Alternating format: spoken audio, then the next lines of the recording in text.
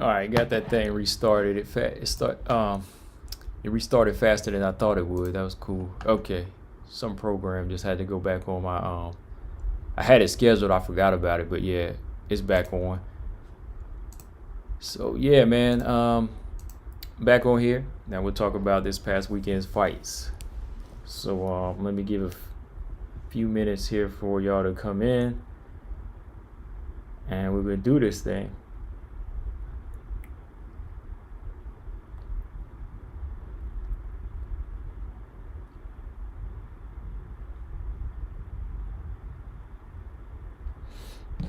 Okay.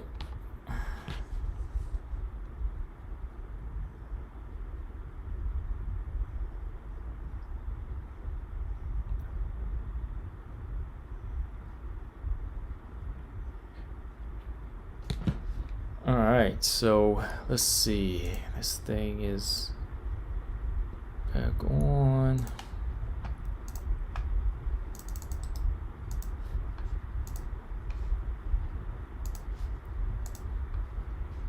And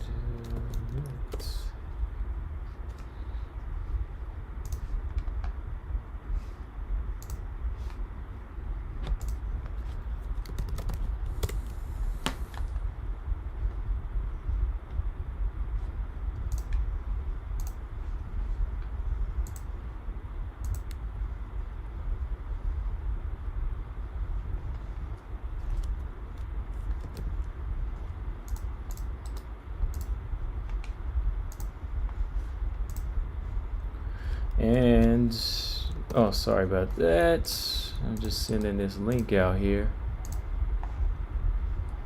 All right, here we go. All right. So yeah, I just had to restart something on my computer, but it restarted fast. So yeah, we're back again here. All right. And I sent you a link. So just let me know whenever you get it, we can talk. But yeah, that was a good fight. We had to go back and do that one, man. Then we got to talk this. Let's talk about that first. That post-fight recap of that fight from last year. Then we'll talk about this past weekend's fights too. All right.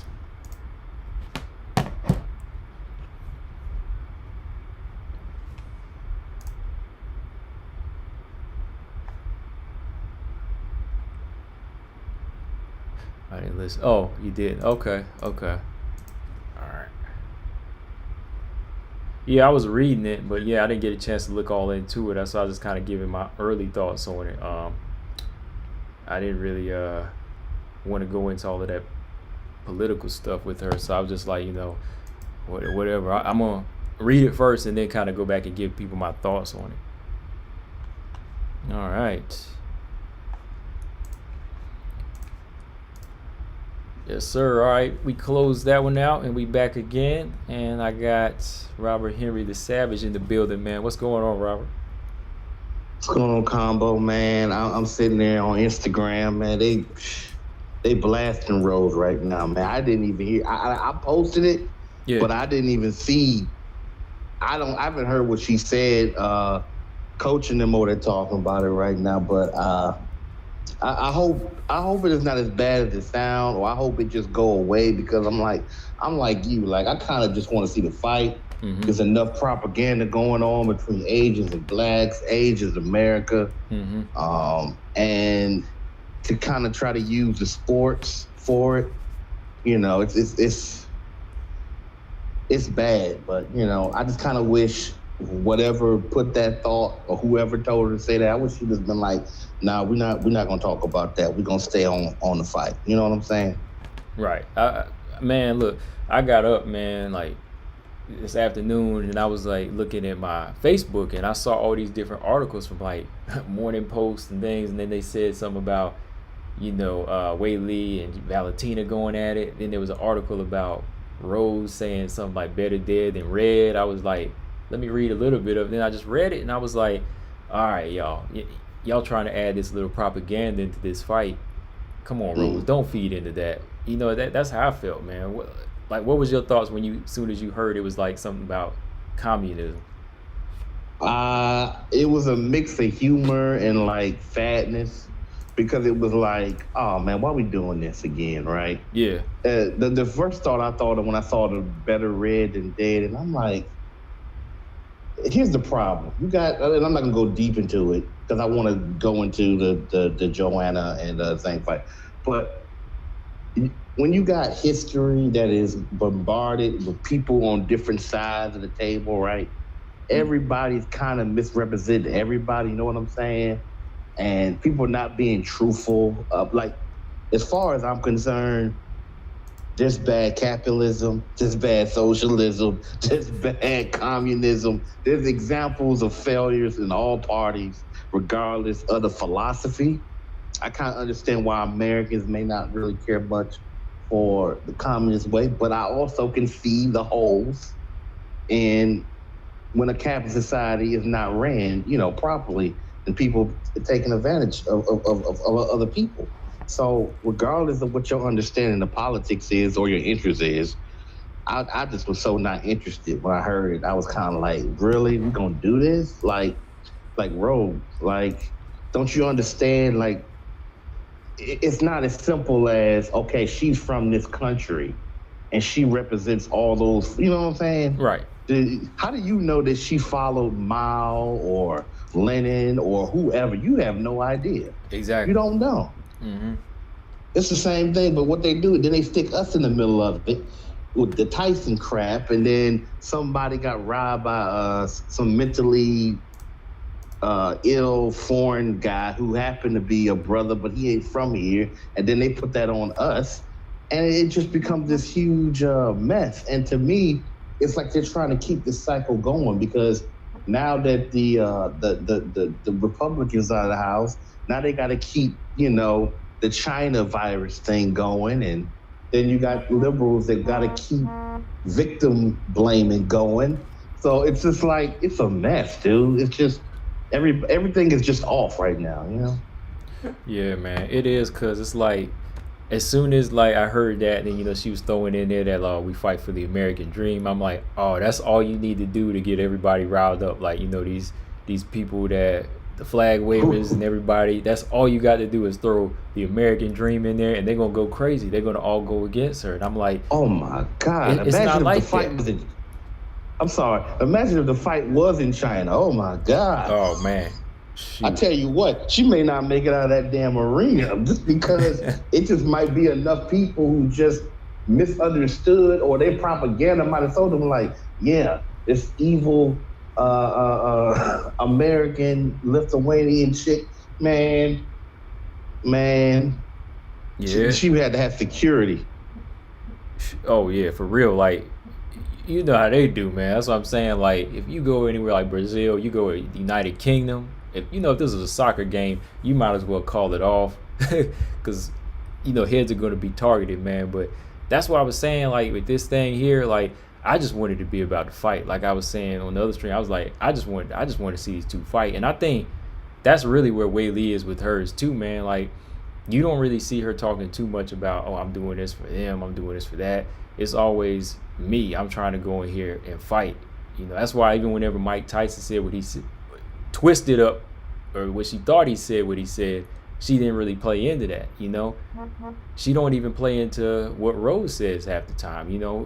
I was thinking that both of these fighters were just going to be the respectable fighters and just go into the fight, and we weren't going to get a bunch of back and forth like if this was Joanna. You know what I mean? Yeah, this is my last thoughts on it. I didn't expect it to, like I said, if this is some tactic, that's one hell of a tactic. I wouldn't advise that. Shut up, Robert Henry. You telling me to shut up? It's your boy. I'm gonna pull on that beard of yours and yank it. Hey, listen. No, but BJ, what's up? Hey, what's up? Listen though. Here's something interesting. I could be wrong, right? So every Sunday Rose be doing her little prayer and scripture and stuff, right?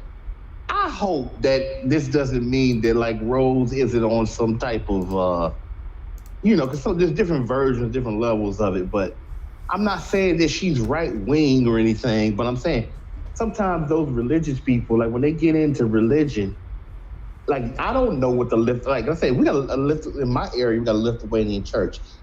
It could have something to do with denomination. You know what I'm saying? As relation to culture and politics. So it could have been again, but I just wish she didn't say it. I'm like, look, just fight the fight. You know, because at the end of the day, I really believe that Weili really just wants to fight and be a martial artist. And like, she even had respect for Joanna, who's the most disrespectful fighter in the division in terms of, you know, the thing that she says and does to people. She even gave her respect. So I don't think, you know, I agree with Combo.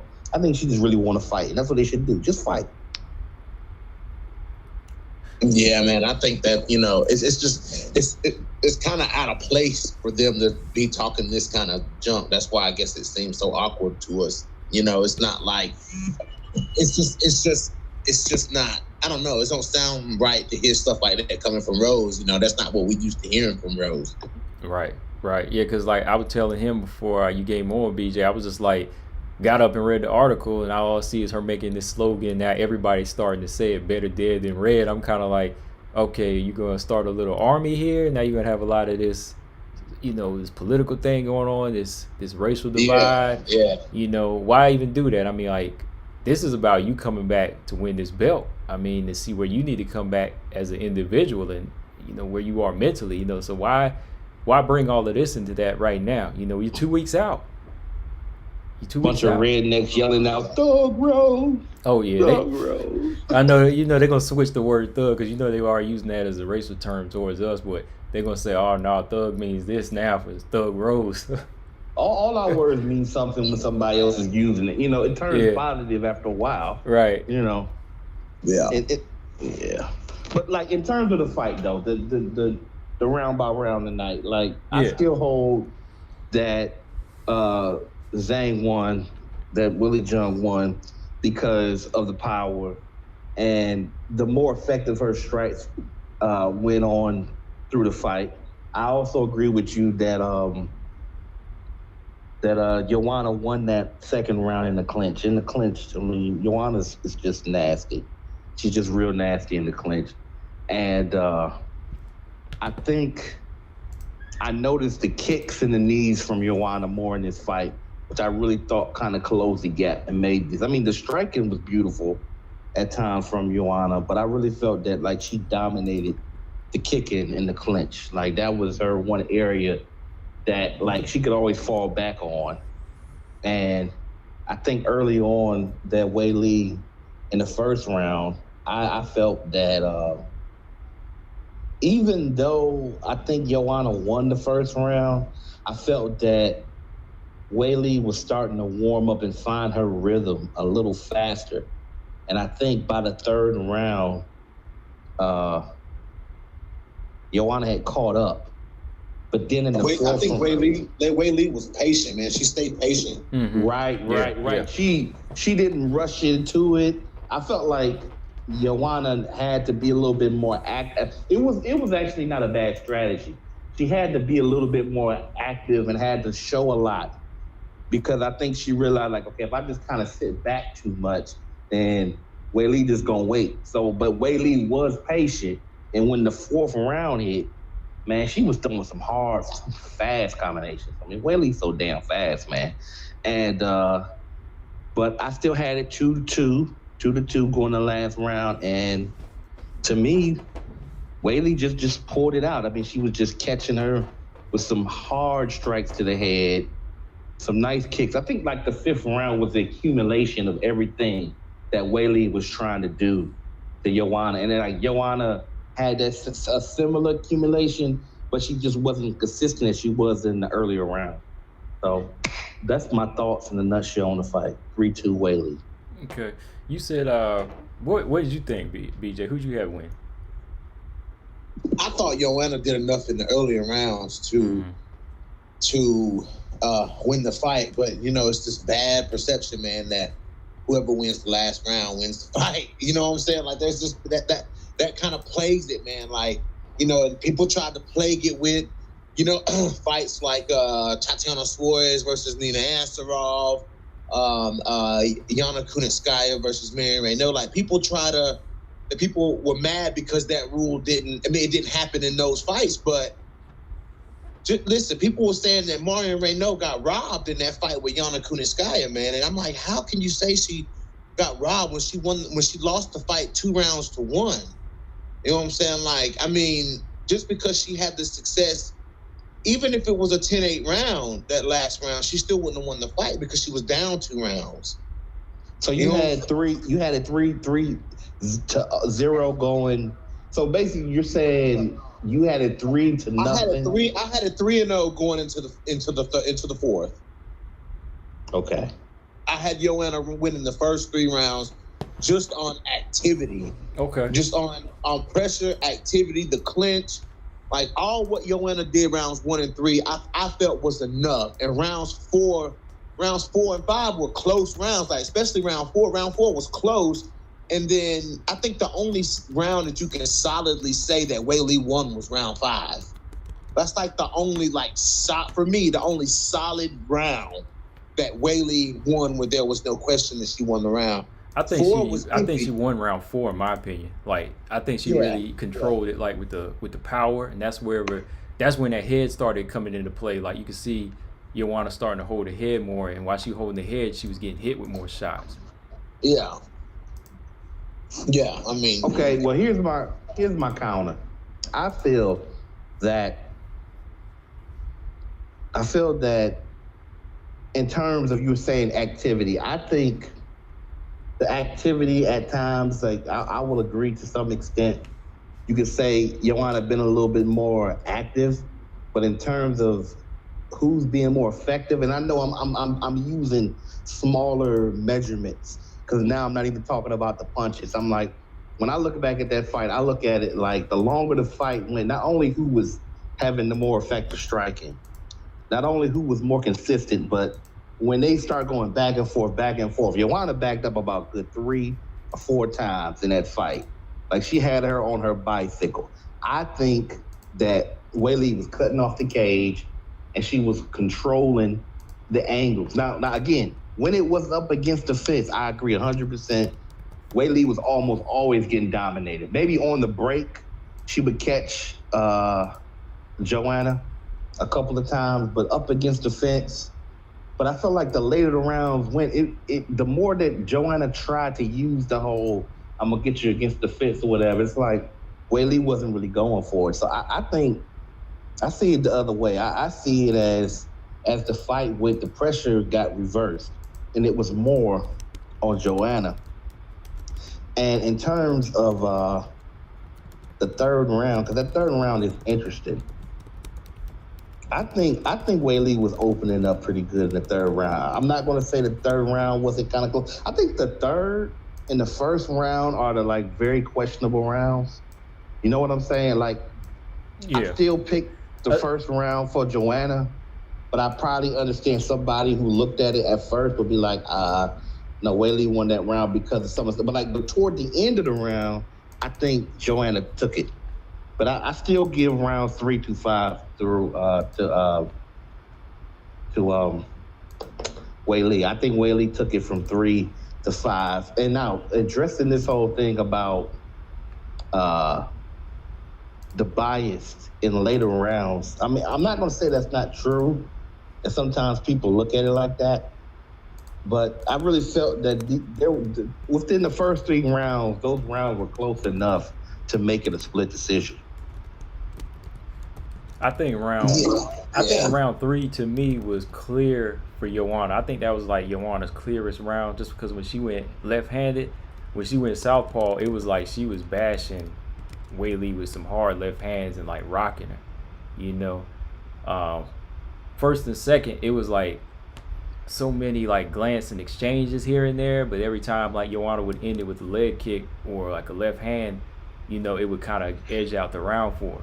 But then, you know, round 4 and 5, like the exchanges started to favor Weili more because, you know, she was just doing so much more damage. You know, Joanna went on that bike a couple of times in that round, in that 4th round. So it was it's just close, man. It was just close. Like I can see where BJ's talking about she won the first round. Like the strikes were tied. It was like 28-28. 28-28. Yeah. See what I'm saying? I can still understand how you could pick Joanna though. Yeah. You could still argue that maybe she pitched her up a little bit better and had a little bit more control in that round. So to me, Combo, my question to you is, what's the swing round? What is it? Is it the second round? What's the round that you think is the hardest to call, or is it both the first two rounds? I think the first round was hardest for me to call.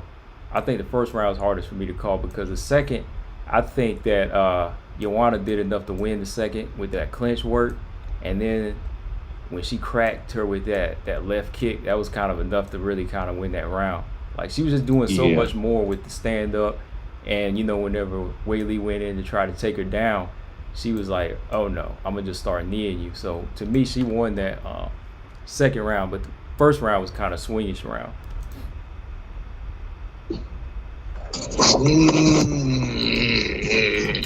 No, man. I guess because I'm biased, I guess because I'm biased.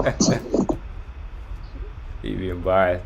But I think I just thought she did a good job. I thought Joanna did a good job of like fighting at range. Like, she did a great job of using that range against, using that range, what I'm saying, and picking off that jab, man. She did a great job of that jab, man, and landing them leg kicks, man. And I just felt like only because she didn't have as much power as Whaley is why she kind of lost the fight.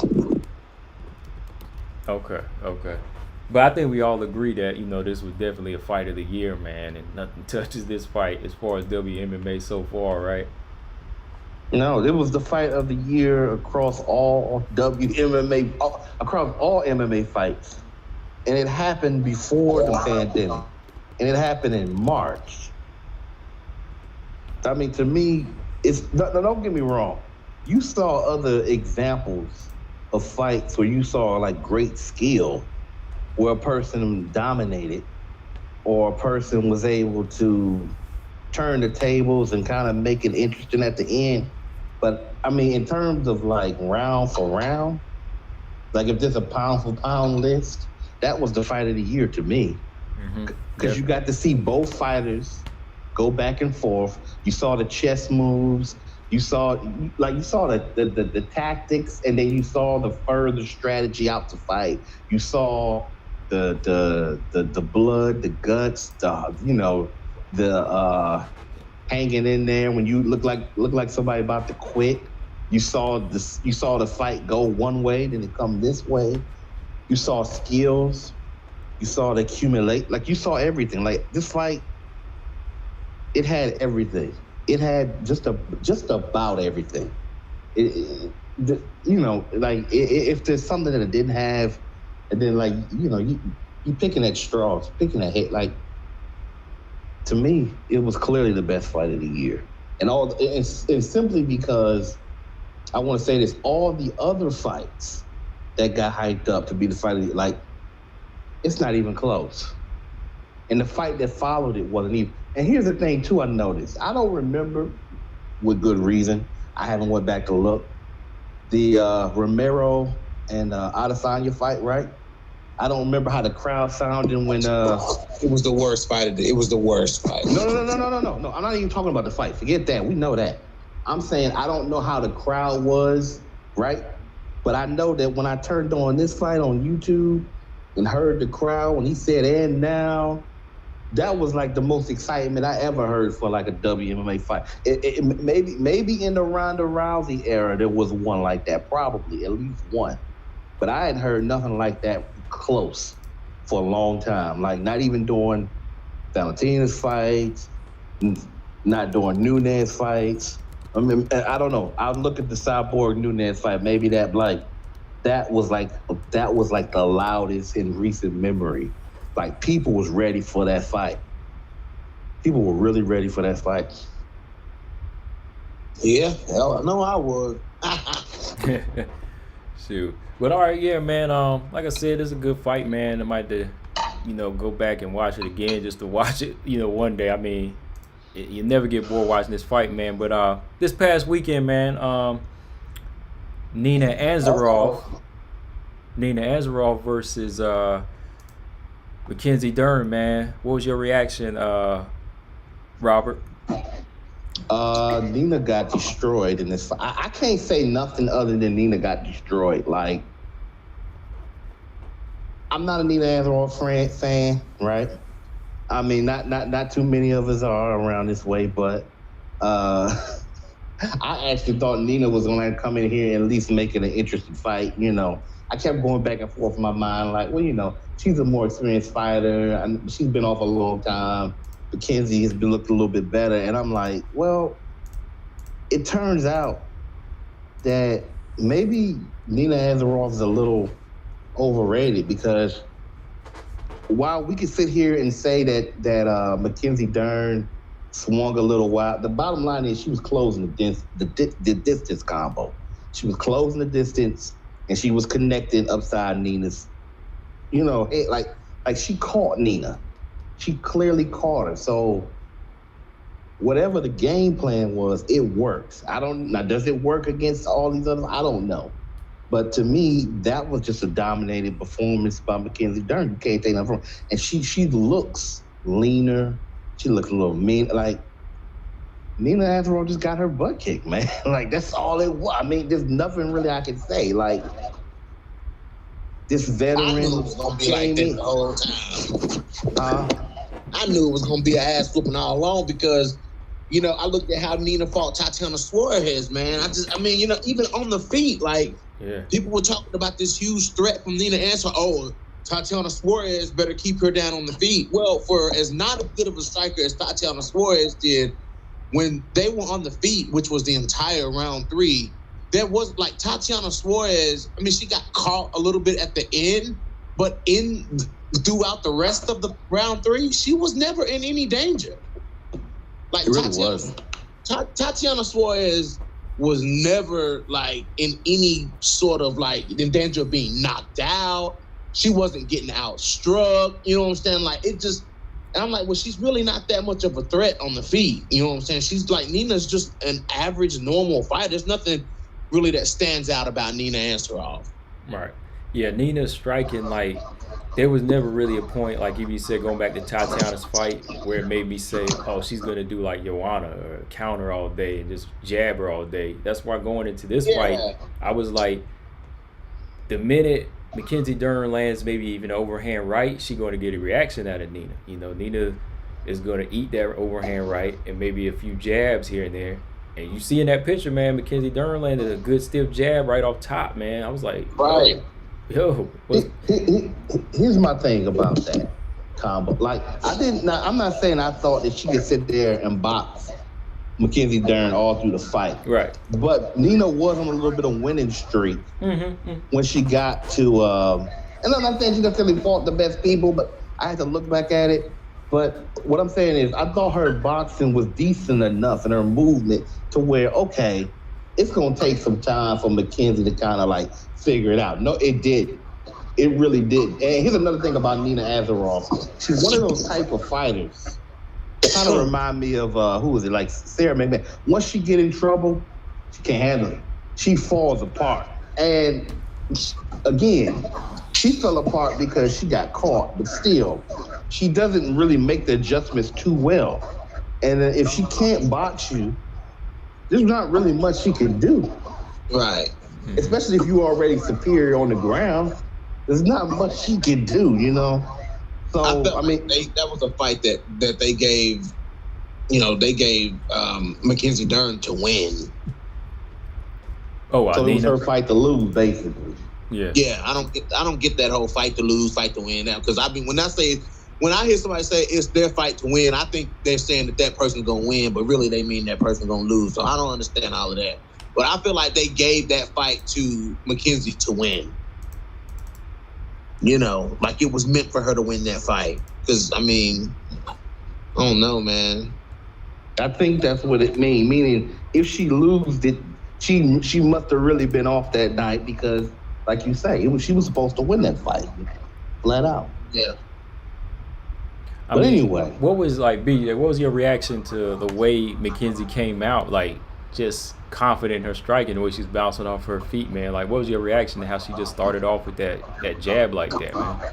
Well, see, the thing is, man, you know, like I'm always expecting that from Mackenzie Dern because she is committed to the striking. So I'm always expecting to see something on the feet with Mackenzie Dern. That's Mackenzie Dern.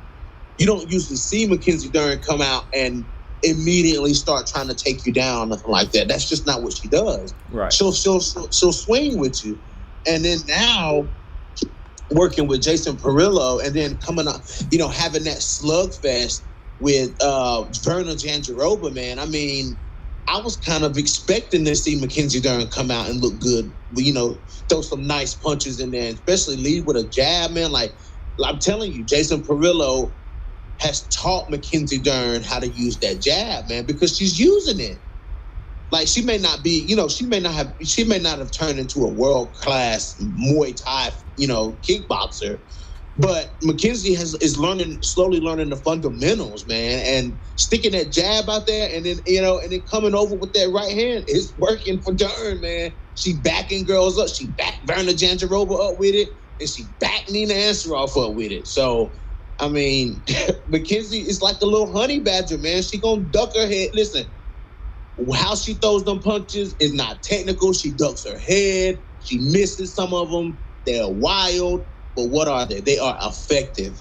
So, I mean, I always say that. It's effective. Her striking is effective.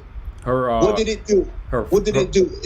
It threw off Nina Ansaroff. Yeah, her pressure was effective. Just like overall pressure, because like if one or two miss, one's gonna land, and by the time that one lands, you rocked. Like that one overhand right that she landed on Nina kind of put Nina like a deer in the headlights for just like a millisecond. You saw Nina kind of freeze up a little bit, and by the time that overhand right landed, Mackenzie Dern finally got where she wanted to go into the clinch. So even I agree with you saying, like even whenever Mackenzie Dern striking wasn't up to where it is now, she used to always want to throw some hands. That's what kind of made me say when she learns how to throw hands, she'll be dangerous, because she really wants to do it. She really wants to throw hands and knock somebody out. So the more and more she puts that combination together, that overhand right, and she kind of stops looking down and keeps her head up, I think she'll be more of a threat, man. Oh, you're right, man. No, you're absolutely right.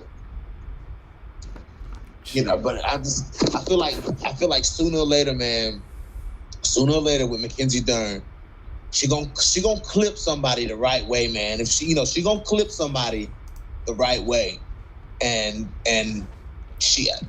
I could see her putting somebody down off the feet, man. I can see her doing it. Almost like she did, what was her name? ABC way back, right? A couple years ago. Man. Ooh. Hey, B. Kendra in the comment section said, I see Dern submitting Suarez. Ooh, what do you think about that? I think hold on, let me switch to my computer. Hold on, let me clear it. Switch it to the computer. Okay. What do you think about that, Robert? I don't know, man. Sometimes you have this, how do I say? Uh-oh. The way that you react after you see something, right? It feels right. It feels like, Tatiana gonna be in some trouble. And I'm not saying that it wouldn't be a competitive fight, but I still like Tatiana in the fight. I just wonder, like, when it gets on the ground, like, who's superpower is more like vicious? Is it Mackenzie? Is it the jiu-jitsu, or is it the wrestling? I mean, now if Tatiana's on point and she's able to control her, and that's the thing you don't know, because that neck, like if she comes in at 100% or even close to that, then Mackenzie Dern may not be. But here's the thing: even if Mackenzie Dern isn't able to quite control from the bottom what Tatiana's trying to do, she's so slick, and she seems actually stronger. Like she might like in terms position wise. I think because she's faster, because she's in better shape, and she's more leaner and more muscle. I still think it's a dangerous fight for Tatiana. So, but that's what Tatiana does, though. That's what right. Tatiana's so big and so strong, though.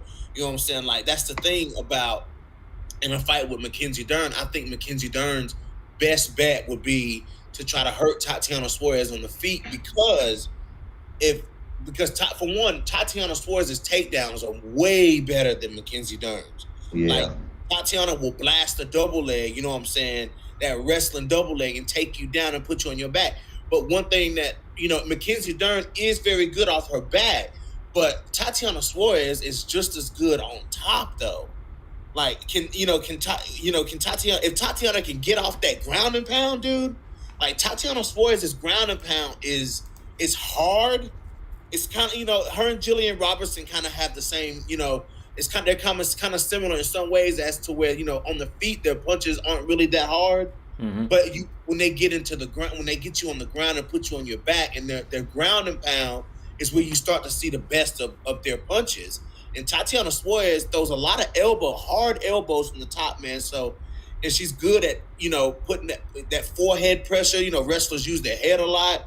You know what I'm saying? That forehead pressure staying glued to you. And I feel like Tatiana is a good enough wrestler to not give Dern any kind of room to try to lock up submissions from the bottom. You know what I'm saying? Yeah, I agree because they're like the opposite. Like Tatiana's got the takedowns to get you. She's got the style to get you on the ground. She knows how to take you down. Where Mackenzie Dern, she's good on the ground, but she's still trying to master the actual takedown. You know what I mean?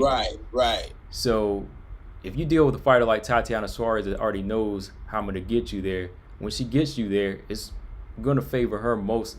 I mean, unless you leave yourself open in that guard like some of these fighters that get sloppy in there. You get Mackenzie Dern's guard, that's where you might mess up. But I think that the strength of Tatiana can be just too much for her, man. Like Hannah Cyphers, she was having some good success, using her strength on Mackenzie Dern. But I don't know though, man. Another thing I factor in is the guns on Mackenzie Dern, man. Like she been getting stronger, man. I mean, y'all notice the guns, man? Yeah, she's working kind out. of pulled off an Alexis Davis on us, man. Yeah, like the 115 is for her. You could really see that she was just not disciplined. But the more and more she's like more so motivated, and that baby in her life, she's making weight, man, and like she's actually filling out to be a nice strawweight. Like I'm talking about muscular strawweight. So I think the more and more she develops, give her another top, maybe like a former top contender, man, or two. Claudia Gadelha, exactly who I was thinking. You know what? To me, that I don't even want to like. I ain't gonna lie. I don't even want to see that fight. I think it might be interesting. You already know what I'm about to say. It's Claudia Gadelha. It only could be interesting for about 1 round, 1.5 if Claudia really show up, depending on what Mackenzie Dern's able to do. Like, I think Claudia gonna get beat badly in that fight. Like, if it makes it to the 2nd round, Claudia gonna be fighting. Not Claudia is decent on the ground, but that's gonna be some trouble. Cause that might be the end of Claudia Gadelha, depending on what. I don't know. I mean, let it happen though. Let it happen because that would be Dern. Like if Dern won in that fashion, she would be the first person to submit Claudia, and that would really like push her to the top. Yeah. She could ride off of that on her resume. And Dern just has a better IQ, man. Like watching Claudia the other day in that Jessica Andrade fight, I was like, yo, this girl is so strong, but like she has no IQ. Like people talk about Dern, like there's some things we laugh about her with the translated and all of that, but she's a smart fighter, man. She's really smart, though. She's actually, I will say this. She may not have the highest, especially on the feet. She may not have the highest IQ, but I have to say, her IQ is underrated because there's a lot of fighters, not just the fighters that make the mistakes against her at times, but like there's a lot of fighters in that weight class or even other weight, like they don't make those decisions. Like they don't necessarily make it through certain, like other fighters probably would have been out of the fight, but Mackenzie Dern knows how to stay in these fights. Yeah, she does enough. She definitely does enough.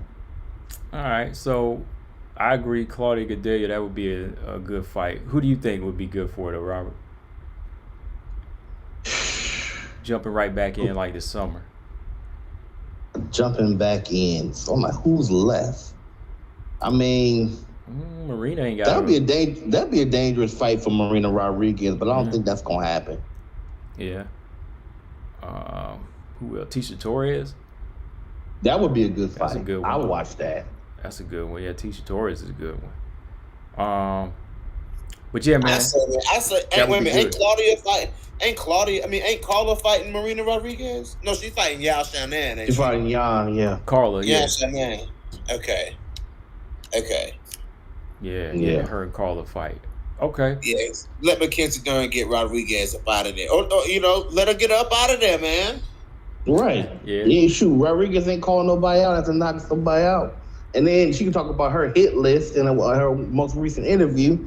You named 2 people, but she ain't calling neither one out. I'm like, they should make her fight whoever they, I'm so glad. I'm making look. We over here making that hit list, man. We be over here saying, look, this is who Marina need to fight. This is who Joanna need to come back. Right. We making their hit list, man. Shoot.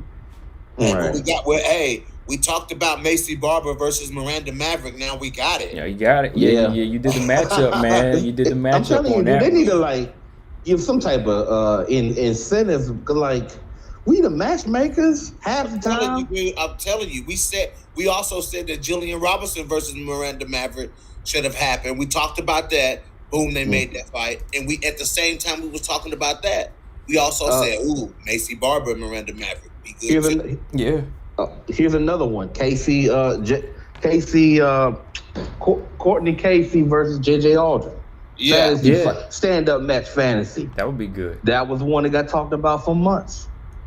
Yeah. Yep. All right.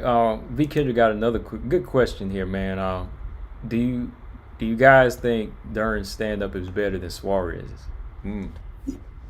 I would say at this point, yes. I would say yes because Tatiana Suarez, like Dern's foot movement is better than Tatiana. Tatiana circles with her opponent. You know what I'm saying? Like, and she throws a lot of kicks on the feet. You know what I'm saying? And she throws a lot of straight punches. Tatiana doesn't throw a jab though. Like Tatiana Suarez, she's a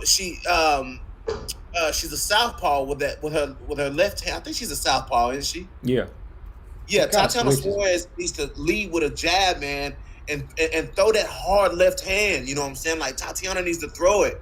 And judging from her training footage, she's been working a lot on her stand-up and pushing that power through. Because Tatiana, she gotta be able to hit hard, man. Look at her, dude. Like, look at Tatiana. It wouldn't make sense if Tatiana Suarez couldn't crack somebody. Right. You know what I'm saying? So her coaches have been working on pushing that power out of Tatiana Suarez because it's there. It's got to be there. She's too damn big to not be able to hit somebody hard. So with that being said, Mackenzie Dern, she's always conscious of foot placement.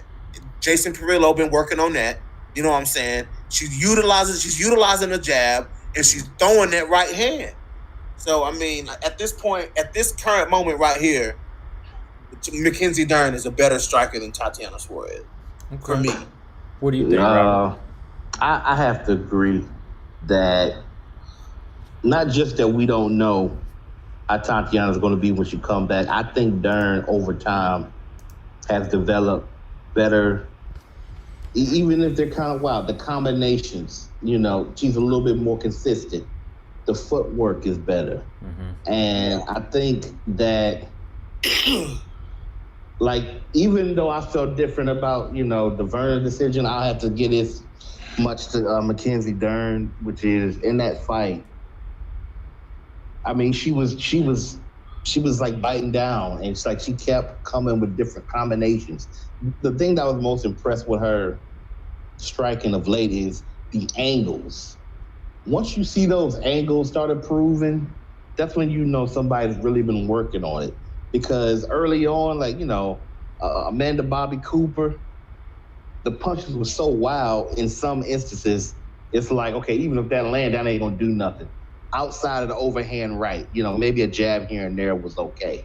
But now the strikes are starting to kind of like fly out there with some type of like menace and firm, and it's straighter, it's more angled. So I definitely would say that at the moment, she's definitely the better striker between the two.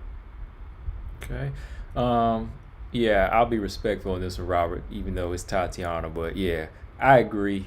I won't be biased on this one. I think that Dern has come a little bit further. I think her jab is just getting her what she needs. It's getting her the clinches right now, and I think she's been learning a lot in the octagon by trial and error. She's willing to take some chances, and you can actually go back and say, "Oh, this is what we need to change. This is what we need to work on." And you see it in each fight, man. Something is landing, something is working out better for Dern.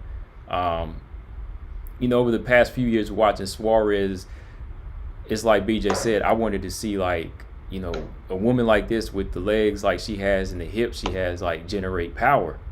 She needs that.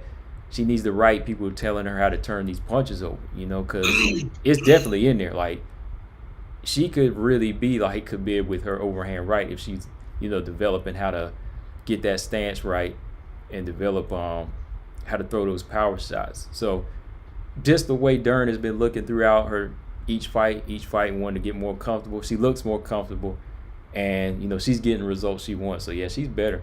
She's better right now. Yeah, B. Kendra said, I think Dern is a flyweight. How awesome would it be to fight with Andrade versus Dern? I talked about that a long time ago. When I seen Mackenzie Dern drop Amanda Bobby Cooper the way she dropped her, I said, an interesting fight would be Andrade versus Mackenzie Dern. Like, if they let them punches off like that, like somebody gonna get clipped, like, and Andrade ain't, the most technical striker, but her punches land. So I think the advantage would go there for Andrade, just because Andrade know how to land them wild punches. So, Mackenzie Dern, she's gotten a whole lot better at it, but she's not to the level of Andrade. But if Mackenzie Dern could evolve to start clipping girls up, like I see it happening. Like I see Mackenzie dropping a girl like the way Andrade dropped Carolina. Like I see that happening. With one of these girls that Mackenzie Dern gonna fight, like she gonna drop somebody like that. And that would be a great fight to see. Andrade versus Mackenzie Dern after Mackenzie Dern has gotten a little bit better. And look, I'd be willing to put money on it. She would drop Claudia Gadelha like that, because Claudia got dropped by Angela Lee. No, she got dropped by Angela Hill. Yeah, it was Angela Hill. I'm just saying. Man, that's funny, dude. That's funny. Yeah, she got dropped by Yeah, because Angela Hill set her up with a beautiful punch, and she turned right into it, and she buckled and went down. So I was like, okay, if somebody with Dern comes with the same type of power she's bringing down from overhand right, yeah, she'll probably put her down. Maybe not out, but she might put her down and eventually put her out, Yeah. Wait. Speaking of Angela Hill, Angela Hill versus Ebas. Yeah. How you feel about that? Man, is that happening? That's it's supposed to. Yeah, that's happening. It's happening. I think. I kind of think this is a fight where they're kind of giving Ebas to bounce back because they know Angela Hill doesn't have the power. Angela Hill's got the skill set. Like, she's got the better stand up, but she can fade. She can fade like through the last part of the fight. So I could see somebody like Ebas trying to take this fight to the ground and make it rough in those second and third rounds. Like Angela Hill might be outstriking her the first, but the minute she gets tired and goes stationary, Ebas takes it to the ground or something like that. I think it's going to be up to Angela Hill, man, to look for a finish. Like, that's what I'm saying about Angela Hill. She got to learn how to put some pop on her shots and knock people out, because she ain't going to win on the judges' scorecard. Especially against somebody like Ebas. What do y'all think? You go ahead, BJ, this time. Yeah, Ebas does have that ability to take a fight to the ground, though. Her jiu-jitsu is good. You know what I'm saying? So, I mean, that's a kryptonite. That's something that she would always have in her back pocket. If she goes out here and approaches Angela Hill on the feet, Angela Hill is getting the better of the exchanges, then absolutely, yeah, for sure. She would she would probably take the fight down and could win the fight on takedowns. Yeah. Yeah. Because you gotta have power, man. The thing about Angela Hill is if she can put enough combinations together, it's just like she can never get a finish. Like I thought she had an opportunity to finish Yoder. She just couldn't do it. She just didn't have enough. Like she even put it in the knees. Like it would be a good combination of knees and fists. Now, we don't know because Amanda Hebus, I don't know. I'm not saying she's chinny. I mean, she got hit with a perfect strike. But if for some reason she ain't really recovered from that, and I'm not saying she didn't, but if she has a prone to kind of have like, a light chin, I don't know. This could be a dangerous fight, but I really feel that like Angela Hill would have to do her damage in the first 2 rounds and either clearly dominate the first 2 rounds or get a stop, which is going to be hard because Amanda Hebus, like you said, she's very skilled. But I'm not sure if I don't think we should, make the narrative that girls like Amanda Rebus and Jillian Robertson, like we gotta quit. I mean, I'm not gonna say we gotta quit, but I don't think we should assume that they got like glass chins just because they've been stopped by girls like Macy Barber and Marina Rodriguez. Listen, Marina Rodriguez hits fucking hard. Like that girl is a striker. Like she's a striker. Yeah. You know what I'm saying? I mean, I didn't. No, not at all. I would never say she had glass chin. No. I even said, I said if, in fact, she has some chin issues. Not that she actually does, because again, I said at the beginning, she got hit with a perfect strike that probably would have knocked a lot of them out. You know what I'm saying? On top of that, she was just disrespecting Rodriguez's power coming right in there. Right, yeah. Yeah, Rodriguez got some pop, but the bottom line for me is that I still think Hebus, maybe because, again, not that she can't strike with Angela Hill, but I think it may be smarter for her to, if you see that you're not getting the best of the strikes, do a couple fakes and get the fight to the ground, reprogram your mind to use your complete game. Because I think what's going to happen is she may run into somebody else that, they're just waiting for her to, stay around a little bit too long. Like that's how I gave her that new nickname, Happy Feet. She was on her happy feet and she got knocked on her happy ass. I mean, like, stop playing around with these girls. Like, these girls are killers. Like, at least they in there trying to destroy you. So I'm just saying that I don't think Angela Hill is anybody to play around with, especially because of all those split decision losses. She's just looking to ruin somebody's party. Like, right. So I mean, I'm still leaning toward Hebus, but I think Hebus will probably get out of there with a decision. But this is an interesting fight. To me, well, here's the funny thing. The Marina Rodriguez was really the trap fight because we knew, like, if you play around with her, she might, but we all thought that she was going to keep taking her to the ground. We didn't see that happen. I mean, not that we didn't see a way for Marina Rodriguez to win, but we just thought, okay, once you get her down the first time, this is probably going to happen all night. But it didn't happen that way. So I think this is a dangerous fight coming off a loss. But I'm still leaning for Hebus at the moment, though. Which leads you to how good Carla Esparza is, the way she went out there and beat Marina Rodriguez. Like, yeah, man. This gives you credit to Carla Esparza, man. Carla Esparza, people talk so much crap about Carla, man. Listen, Carla is elite, and she is out there, bro. Like, Carla ain't never, Carla take her ass whooping on the chin, and she keep rolling and go dish out an ass whooping. You know what I'm saying? I mean, Carla... I got to give her credit. I'm the same way, man. Yeah. Yeah, like, you got to give Carla Esparza credit because she took those hits that knocked out Amanda, and everybody, and that's why I was thinking, like, after that, especially after the Rebus and Rodriguez fight, I was like, and y'all was saying that Rebus was gonna go out there and starch Carla Esparza. She got hit one time by Marina Rodriguez, and she was out. Carla got hit many times, and Carla didn't go nowhere. Carla stayed in there and showed a different side of, showed two sides of her game. She was striking. She wasn't doing the best striking. She took the fight to the ground and dominated. Like, you know what I'm saying? Like, here's my problem with Cookie Monster. Here's my problem. Okay. No. Okay, look. Now I'm not about. Look. Outside of the ankle diving, like Marcus Bell said. Outside of that, again, she is one of the most improved strikers, especially for a wrestler. Improved fighters in that weight class, right?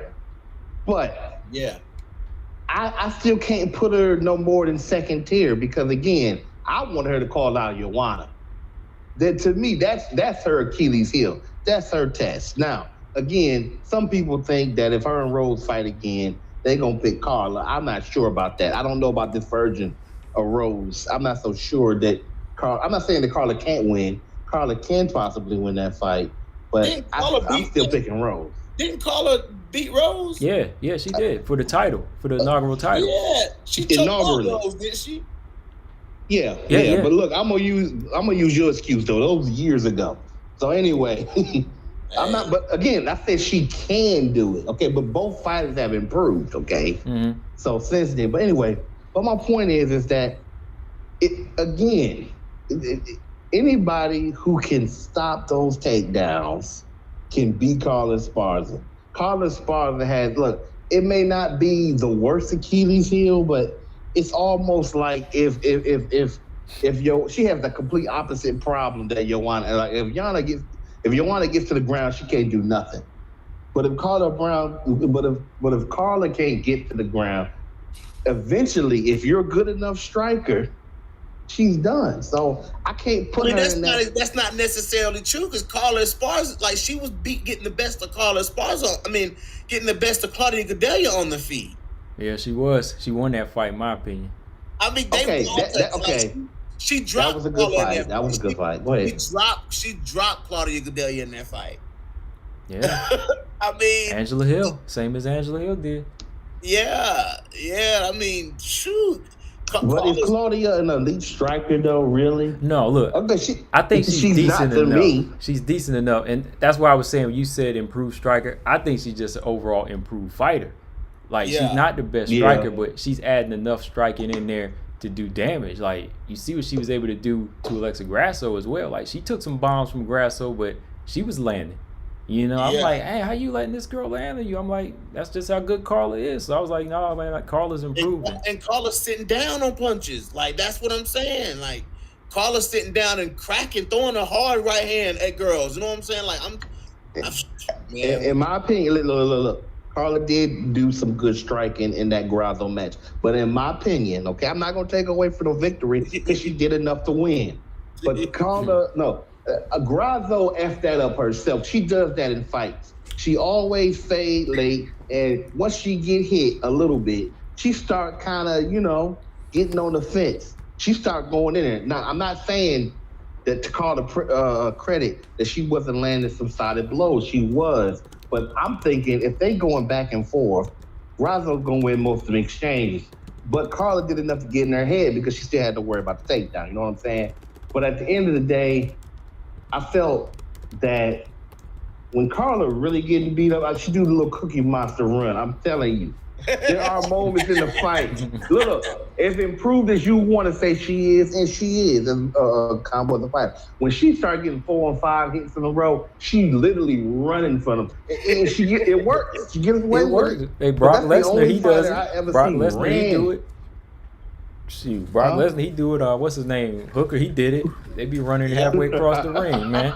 They be running. It'd be so funny to see them, but they be running. Then they reset. V. Kendra said I think Carla getting a title shot soon. I think Carla beats Jan. I think Carla can beat Jan too, but Carla got to be like from here on out. Like from here, if Carla wants a title shot, Carla has to. She has to rely on her in her next 3 fights. She gonna have to rely on her veteranism, man. Like she gonna have to because some of these girls are somewhat specialists at 115, somewhat in some way. Like Jan especially, you know what I'm saying? She's a dangerous striker, you know what I'm saying? But Carla is very well rounded, man. And I think that her being well rounded is going to carry her through this fight with Jan for real. I think so. And let's not forget the physique. She's been getting jacked, man. Let's not forget, like, she's putting muscle on, but she's getting strong as hell. Like, she's been getting stronger for somebody, that's getting older. She's been getting a lot more strength put on her body and just growing into this weight, straw weight. Everybody thinks she could be atom weight, but I think with the muscle she's putting on, she might just finish her career at straw weight, man. Yeah, she might. And that's what let's go back to what you're saying. Look, hold on, stamina. We be going back and forth about this, like with Carla. Like, I'm not even like a Carla fan, like that. But he's always saying I'm being biased towards Carla because I feel like she deserves a title shot more so than Lauren Murphy. But I'm like, she does, man. Like, she's making the right moves. The only person I can say that she don't really want to smoke with anymore, like, I'm being honest, is Joanna. But everybody else, she seemed game to fight. It's just like a business move with her at this point. Joanna's like a style nightmare matchup for her, so she ain't really touching that. Yeah, I don't know. It's really only because you can't take her down. Like Carla, like in a fight with Joanna, Carla has no other choice but to stand and strike. She has no choice because getting Joanna down is such a task. You know what I'm saying? And it wears you out trying to drag this girl to the ground. You know what I'm saying? And then when you do get her down, she ain't gonna do nothing but pop right back up. So I mean, it's like, it's a losing battle at this point. I mean, if you look at the people that Carla beat, pound for pound, they're better than the people Lauren Murphy beat. Even though Lauren Murphy is a decent fighter. I have to agree with you on that combo. These are all the fight. Either she beat a fighter that was on about the same level of her, or she beat somebody that was up and coming, that was supposed to be, you know what I'm saying, better than her. I mean, at a certain point, you gotta kind of give them some room and be like, all right, this she's a top fighter. She's at least a top 5 fighter. You can't put her below all these other people, and she's beating all of them. Because let me name the list here, okay, if she beats Jan. Okay, 5-fight win streak would be Verna Jandaroba, Alexa Grasso, Waterson, Marina Rodriguez, and if she beats Jan, that's 5 top 10 fighters in a row. Top 15. You gotta give her the title shot. Yeah, you gotta give her a title shot after that. Even as much as I hate to see listen, no Shakarova's on that resume. No Shakarova's on that resume right there. That's top level. Bro, that's the absolute truth. No. And in some ways, you can kind of say that Carla Esparza's road to the title became a lot better when Tatiana Suarez went out. You know what I'm saying? Like, I think that the absence of Tatiana Suarez has made room for girls like Weili. Weili, if Tatiana Suarez was active, Weili Zhang would not be the champion. She would not be the champion. She is the champion because Tatiana Suarez is out. I mean, let's just be real. Let's be real. I'll say this. I'm not disagreeing with that, because even if you just look at the politics, forget pound for pound who you think is a better fighter. That winning streak and the way that she was winning, Tatiana Suarez, at the time was more impressive than what Weili was doing. Weili was doing it, and she had a long win streak coming into the UFC, but she would have got to that title way before. Yeah. It's just that she went out, and then they saw an opportunity to go over to China and make some money. That's all that was. Right. Because you probably would have had a title eliminator fight with Andrade and Suarez. You know what I'm saying? You probably would have had that. So it would have clouded it up a little bit more. But back to what I was saying, the road to that title has become much clearer for Carla Esparza, because 2 girls that she beat, there's only one of them up there. I mean, 2 girls that beat her, there's only one of them up there, and it's Joanna. You know what I'm saying? So you can kind of say she's dodging that fight, but she's not dodging 2 people. She's dodging 1 person. You know what I'm saying? And it is what it is. Listen, Joanna Jędrzejczyk has earned the right to pick and choose her fights. Carla Esparza kind of has too. I agree. You know Yeah, what I'm she saying? does. She does. I think whenever a champ has proven themselves in certain ways, Right. there's certain times you can get that get out of jail free card. You know what I mean? You could go And say, and Carla lost that belt, but she's proven herself, yeah, man. Like she's absolutely proven herself. But I'm telling you, man, when Tatiana Suarez comes back, somebody's that title is in trouble, man. That title is in trouble when Tatiana Suarez comes back. Somebody, whoever got that belt, is gonna be a clear target on their back, and I just feel like Tatiana gonna run through whoever she got to run through to get it. yeah. You know what I'm saying? Like, I mean, go ahead. If I don't think this is going to happen, but if this happens, if somehow Carla Esparza, after getting, like, to me, hands down, well, no, I can't say that. Other than the Andrade fight, right? One of the, worst fights, defending championship fights in the history of the strawweight division. She go from that to having a little bit of a rough road, losing some close fights, going on a 5-fight winning streak, and then getting to the title. If somehow whoever she ended up fighting, if she comes back, that will be that would easily be the greatest comeback in the history of the division. Even more than Rose if Rose wins. Right. Oh yeah. By far. Like nobody was looking for Carla Esparza. And it would even be sweeter for her for how much trash we talk about Carla Esparza. Exactly. Like what you said earlier about, okay, you got Joanna, right? Yeah. But then outside of that, Jessica leaves the division. It's like everything just kind of lining up. And she been at one thing I will give her credit for. This is the one thing I will have. I may not always like the way that she goes about it, but for all the girls who don't ask for title shots, who don't ask for tough fights, who don't, like, she will take tougher fights. Yep. She may not take that one fight, but she will take fights. She'll take risky. Yeah. The Marina Rodriguez fight was risky. Jandiroba was. Yep, Jandiroba was risky. Yep. And you see what the hell she did to her on the ground. I was like, this girl didn't come close to submitting her. She was working. So I was like, taking a fight against somebody they just signed, she didn't have to do that because that girl could have beat her and knocked her out of the rankings, Right. And just for history note, there was some statements said earlier in terms of Marina Rodriguez versus Carla Esparza. I was not one of the people who picked Marina Rodriguez. I wasn't a Marina Rodriguez fan then. And after her statements, after that last fight she had, if you've been on my page, I'm certainly not a Marina Rodriguez fan now. Actually, if they fought again, this would be one of the few times I'd be rooting for Carla Esparza. Mm-hmm.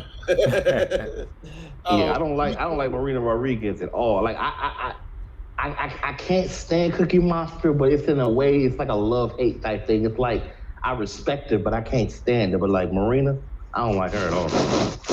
Marcus Bell said when Tatiana comes back, she will have to work her way back into the rankings. Nah, I think Tatiana will get a big fight. Tatiana will she'll get a fight, man, because she's got too many accolades, man. Ultimate Fighter winner, undefeated, win over a former champion. I mean, you got to give Tatiana ain't gonna have to work her way back into the rankings. Tatiana gonna get a top 6 ranked opponent, top 5 ranked opponent when she comes back. Hey, and BJ, you're right. Like, how they gonna let Nina go back to her? She was gone for a long time too. But Nina kept her ranking. Nina kept her ranking. Yeah, but a long time though. Yeah, that was odd for me. And she got blasted. It was like she got beat the fuck up, boy. God almighty. That's why I said I ain't calling her no Nina Nunes, because it wasn't nothing Nunes like what we saw. Yeah, it was Ansaroff off. That's what you were. Way off, man. Shoot. Hey, I wonder, dude, I ain't been on Twitter late, but I almost wanted to go on Twitter and see that, oh my God. I posted. I tagged Juliana Pena. Yeah. I said, "Hey, Juliana Pena, you remember when Nina and tagged Nina Ansaroff? You remember when Nina Ansaroff made fun of you after you lost to Jermaine?" I went and tweeted that, yo. Oh man, Running your damn mouth. Shut your white ass up. Always like, can you let the champ speak? You're supposed to be holding Amanda's beer when Juliana, when these two lionesses are going at it. You sitting there, hey, you remember this? Do you remember ever being a great fighter in WMMA? No, you never were. Never were. Oh, like shut up, man. You know, like shut up. Let me ask y'all this though. V. Kendra just brought up something we were talking about the other day about Suarez trying to come back in the summer. So do you think if she came back in the summer and Dern wanted to come back in the summer, that fight would be lined up, or would that be too early? Let's go. Let's go. I said it in my post-fight video. Yeah. Let's go. Let's go. That's the fight. That's the fight. I'll watch it. Yeah. I'd watch it. I'd have some chicken parmesan stromboli ready for it. Man, yeah, I'm gonna be ready for that, man. But you know, I'm just kind of, you know, looking at what Dern is bringing to the table, man. She's bringing a lot to the table, and you know, 2 years off for Suarez. I hope we can shake that rust off, man. Yeah, but sometimes, you know, you've seen fighters that have long layoffs. You've seen them come back and be better than ever, though. Yeah, you're right. So let me stop down Suarez like that.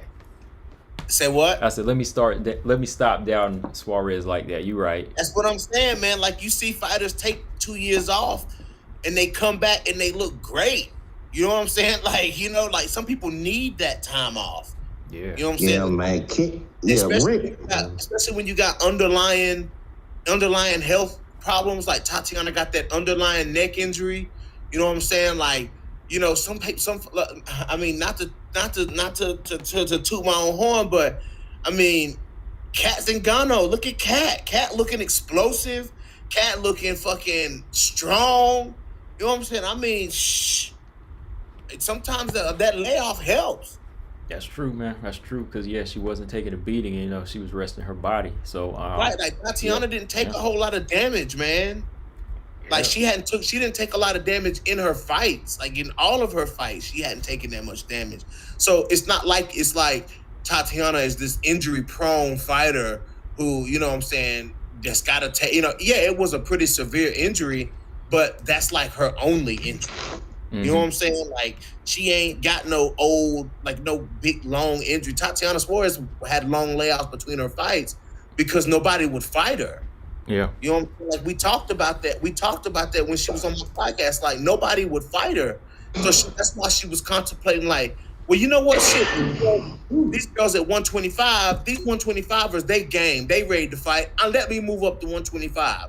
So that's how the Nina Ansaroff fight came along, because Tatiana was like, fuck that. Give me a top 5 at 125 pounds, and I'll go beat Valentina's ass. You know what I'm saying? And then they said, oh, no, we're going to give you a title eliminator with Nina Ansaroff. Then boom. You know what I'm saying? That fight. Tell you, man, Tatiana, boy, she a beast, boy. I ain't playing, shoot. But, before we go to, we got one more topic real quick, man. Let's go. Okay. Let's go. I'm gonna let you lead on this, BJ, because this you know this. Cat Zingano, her first round submission over Liv Parker, man. What was your thoughts, man? Now, I do agree that I feel like we need to see Cat fight somebody first. Like, we do need to see Cat versus here we go. Robert Henry with all that shit. All of what? Let me mute that, man. Hold on. All that over there having a snowball fight. I'm not even moving. Man, you rubbing I'll mute anyway. No, be quiet. I'm gonna mute anyway. All right. Okay, go ahead, B. I feel like, you know, Cat should fight like a Olga Rubin or Julia Budd or an Arlene Blinko, Amanda Bell. Like, we want to see her beat somebody like that. You know what I'm saying? Like, beat somebody like that. You know what I'm saying? And then we can, like, I would have liked to have seen Cyborg take a little more time off and then match up Cat versus Leslie Smith. That would have been the fight to make. Kat Zingano, Leslie Smith, whoever wins this fights Chris Cyborg. You know what I'm saying? Like, I would have been okay with that. You know what I'm saying? So, but that ain't what we got. So I do feel like, based on that Kat maybe needs another fight. But that I can't take away how good Kat looking though. You know what I'm saying? I mean, that's another story. You know, Kat physically is good. Kat mentally is good. You know what I'm saying? Like, I see old Kat Zingano, man. Like, she's fast. She's explosive. You know what I'm saying? I mean, Kat just looked good, man. She looks good fighting. Okay, looking at the rankings, they got Kat at number 3 now. So, yeah, Arlene Blenko number 2 and number 1 is Julia Budd. Like, yeah, that would be realistic, man. Like, one of them two. Right. That would be realistic, man. Like, what type of style threats do you think somebody like Arlene Blenko has for Kat that she would have to overcome, you know? Oh, the boxing, man. Like, Arlene Blenko's boxing is good, very good. You know what I'm saying? And her takedown defense is good, and her clinch work is good. But, you know, what I don't see out of these girls that I see in Kat Zingano is just the explosion, man. Like, it's the explosion. Like, Kat, there's a lot of upper body core strength. You know what I'm saying? Like, Kat's just a very powerful person. You know what I'm saying? And she can, her trips and her sweeps in the clinch are so good, man. And she just muscles you to the ground. Her cardio is good. Like, I mean, Kat's pace is going to be a problem for some of these girls. Like, okay, Arlene Blenko versus Chris Cyborg. You know what I'm saying? Arlene was doing decent in the fight, the first round, but it's the pace of Chris Cyborg, you know what I'm saying, that overwhelmed Arlene Blenko in that fight. And the same with Julia Budd. Like, it was the pace, because Chris Cyborg's cardio is so good. You know what I'm saying? So Kat's cardio, you know, these featherweights have some, I wouldn't say they all have, you know, cardio issues, but some of them do at Bellator. You know what I'm saying? I mean, I understand that they're bigger women, but some of them do. Like, they fade in the later rounds. You know, when it's a tough test, you see some of them fade in the later rounds. You know what I'm saying? Like that Borga fight we saw. Jessica Borga, that was awful. That was awful. It was an awful fight. That was terrible. But you know what I'm saying? Kat just bring that cardio, man. You know, she bring that explosion, that wrestling, that cardio, and that strength. You know, so I mean, but it's another featherweight in that division, guys, that I think that is going to improve a lot, and that we're going to see, because she has tons of tenacity and she's tough as hell, and that's Jessie Mealy, man. I think we're going to see some banging fights out of Jessie Mealy. What y'all think about Jessie? Oh man, like Jessie Mealy, man, like I think it was a little bit more improvement. Like you add that to her ability to want to strike and want to put pressure on a fighter. She's gonna fight her way. I think she could give somebody like Leah McCourt a tough fight. Let me put that way. You know, Leah McCourt, she's a Bellator fighter everybody's pushing for. You know, she's good, but she still needs to be tested. So put her in there with somebody like that. What's her name? Janae Harding again. I think even like a fight with her and Arlene Blenko, you know, again, that would be good. So I think Jessie Mealy has a lot of heart, man, and like she comes to bang. She just need a little bit more technique with what she's doing. Right. You know? Yeah, I like the fact they got a damn featherweight division. That's what I'm talking about. Like, yeah, bro, I'm feeling it. Like, I'm all for this featherweight division, man. Like, I'm all for it. Like, and the rankings look good. Like, the rankings are not bad. You know what I'm saying? That's what I'm saying. Like, if the UFC would just get enough girls to make a ranking, you know what I'm saying, then we can see the rankings shift up and scramble up just like flyweight did. Yeah. You know what I'm saying? So, I mean, but now that we have a featherweight ranking, a featherweight class, I'm excited for Bellator. And they talking about, Scott Coker talking about making a tournament. You know what I'm saying? Like a featherweight female and a flyweight tournament. I'm in. Like, I'm totally in. You know what I'm saying? Because you got, I mean, when you talk about the Bellator flyweights, guys, listen, the flyweight division is exciting too. You got Valerie Lareda, you got Diana Avsagarova. Those are two hot prospects. You got Kerry Melendez coming into 125 pounds.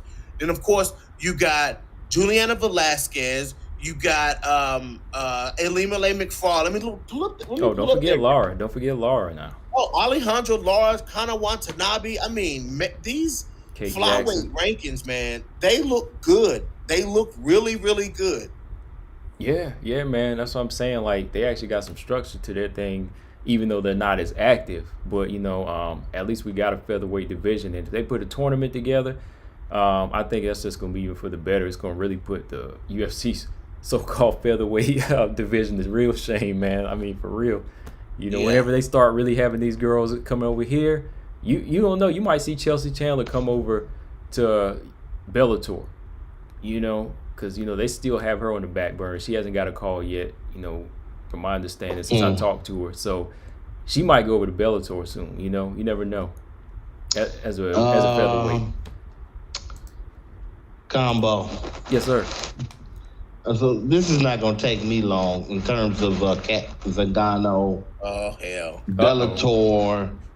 I mean, I'll be honest. I'm not the biggest follower of Bellator. Like, I'm more like an election. Bro.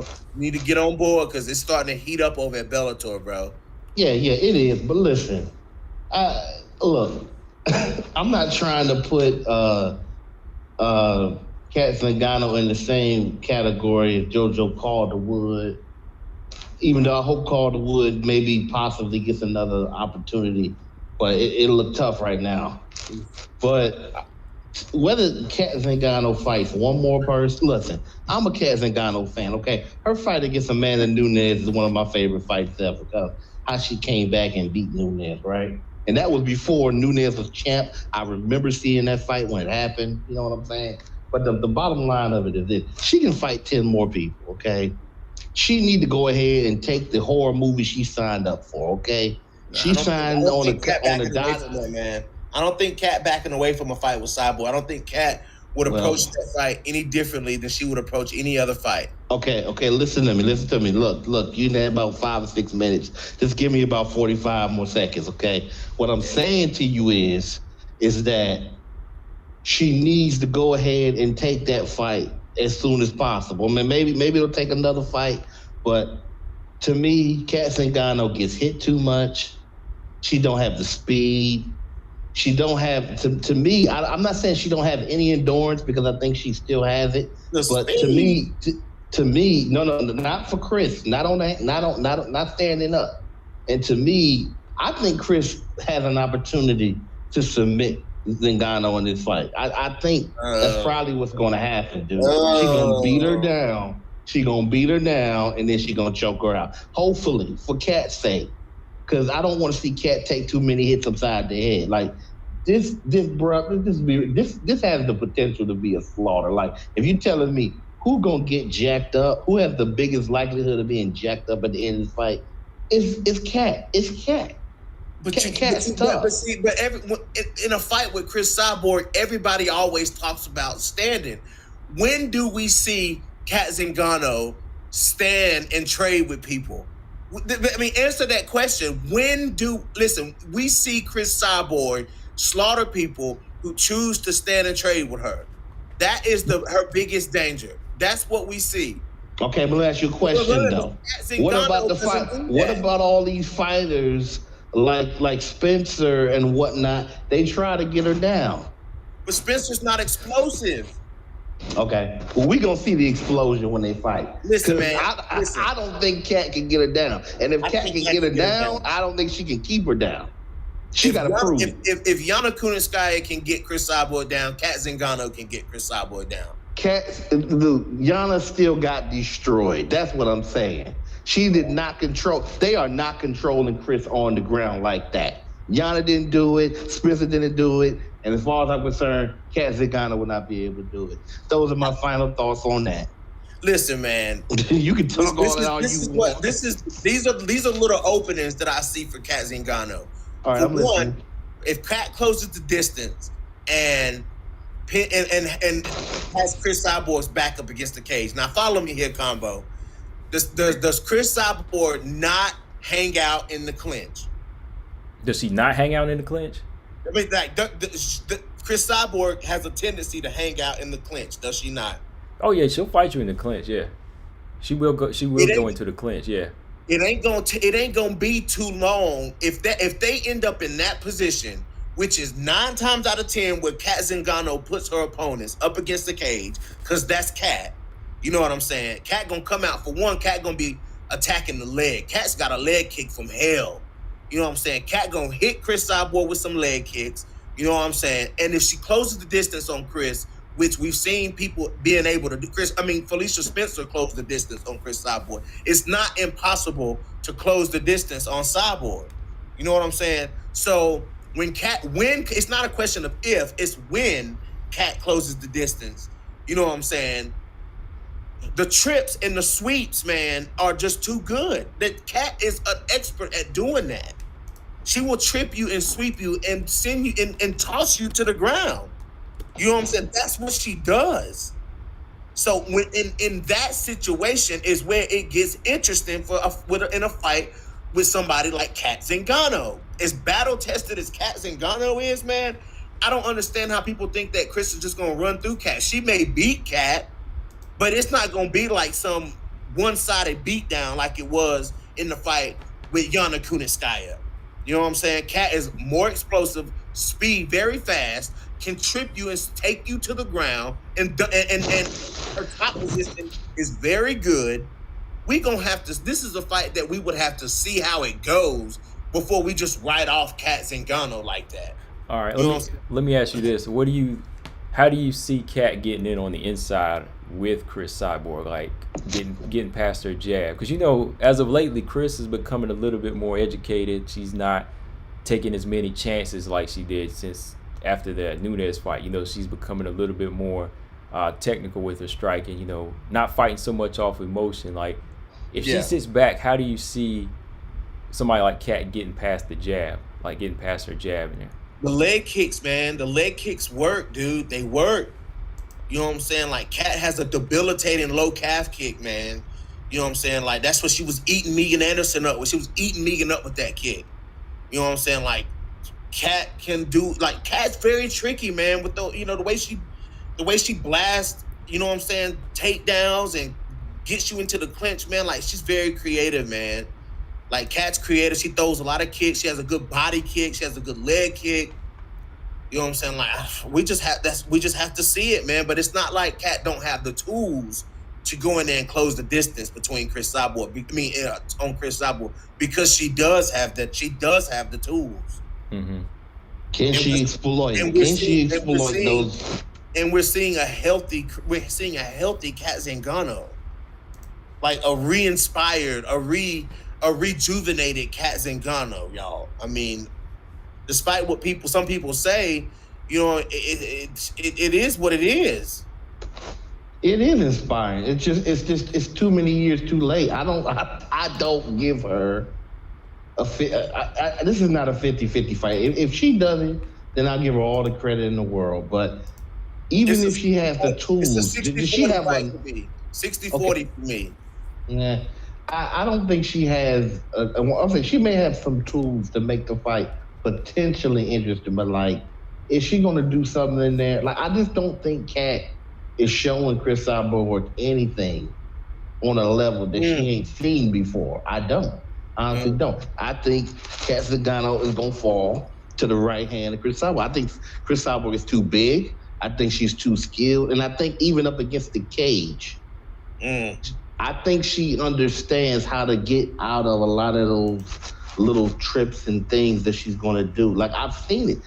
Really, the only real bad fight that Chris Cyborg had in recent years was the Nunes fight in terms of being over-aggressive.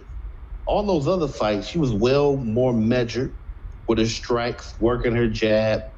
I think the reality is it's the other way around. I think Cat Zingano is going to have to figure out how to overcome Chris's tools.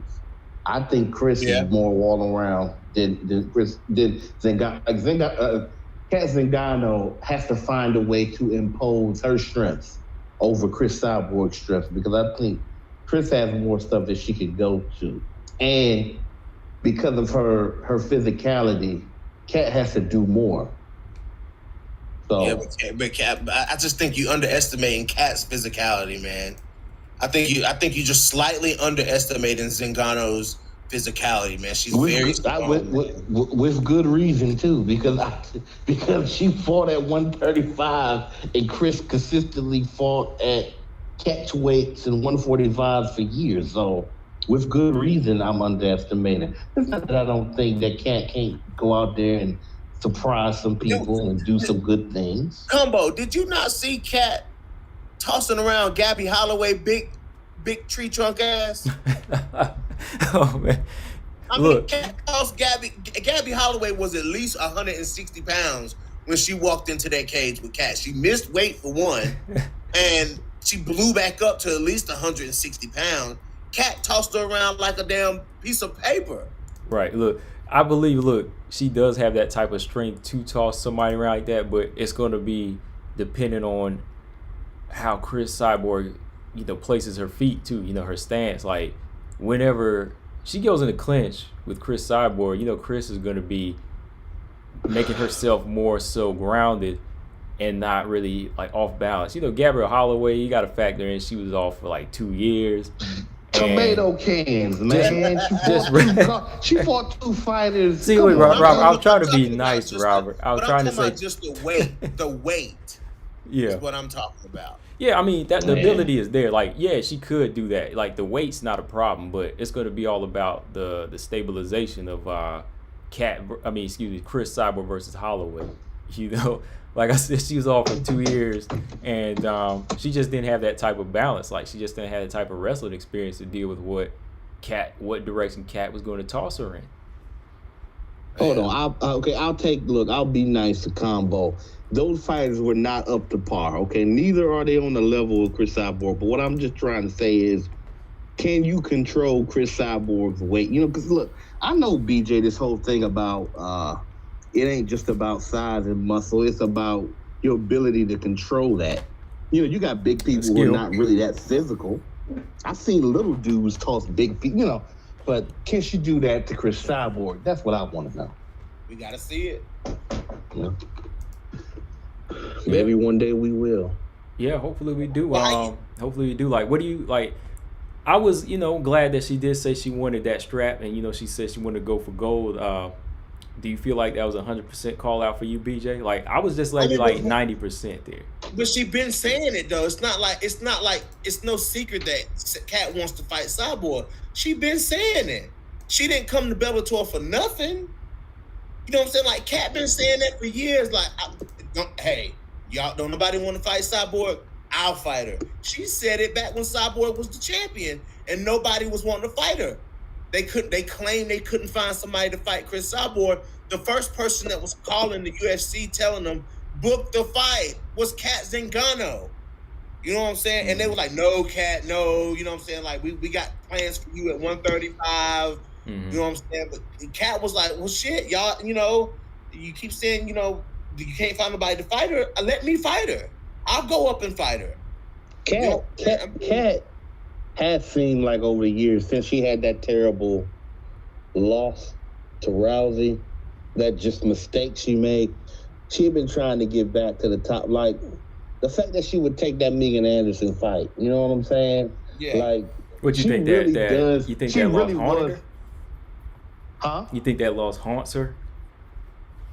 I don't know if it haunts her, but I'm just saying that the fact that she would take that fight, meaning that she did show some interest in fighting, bigger fighters.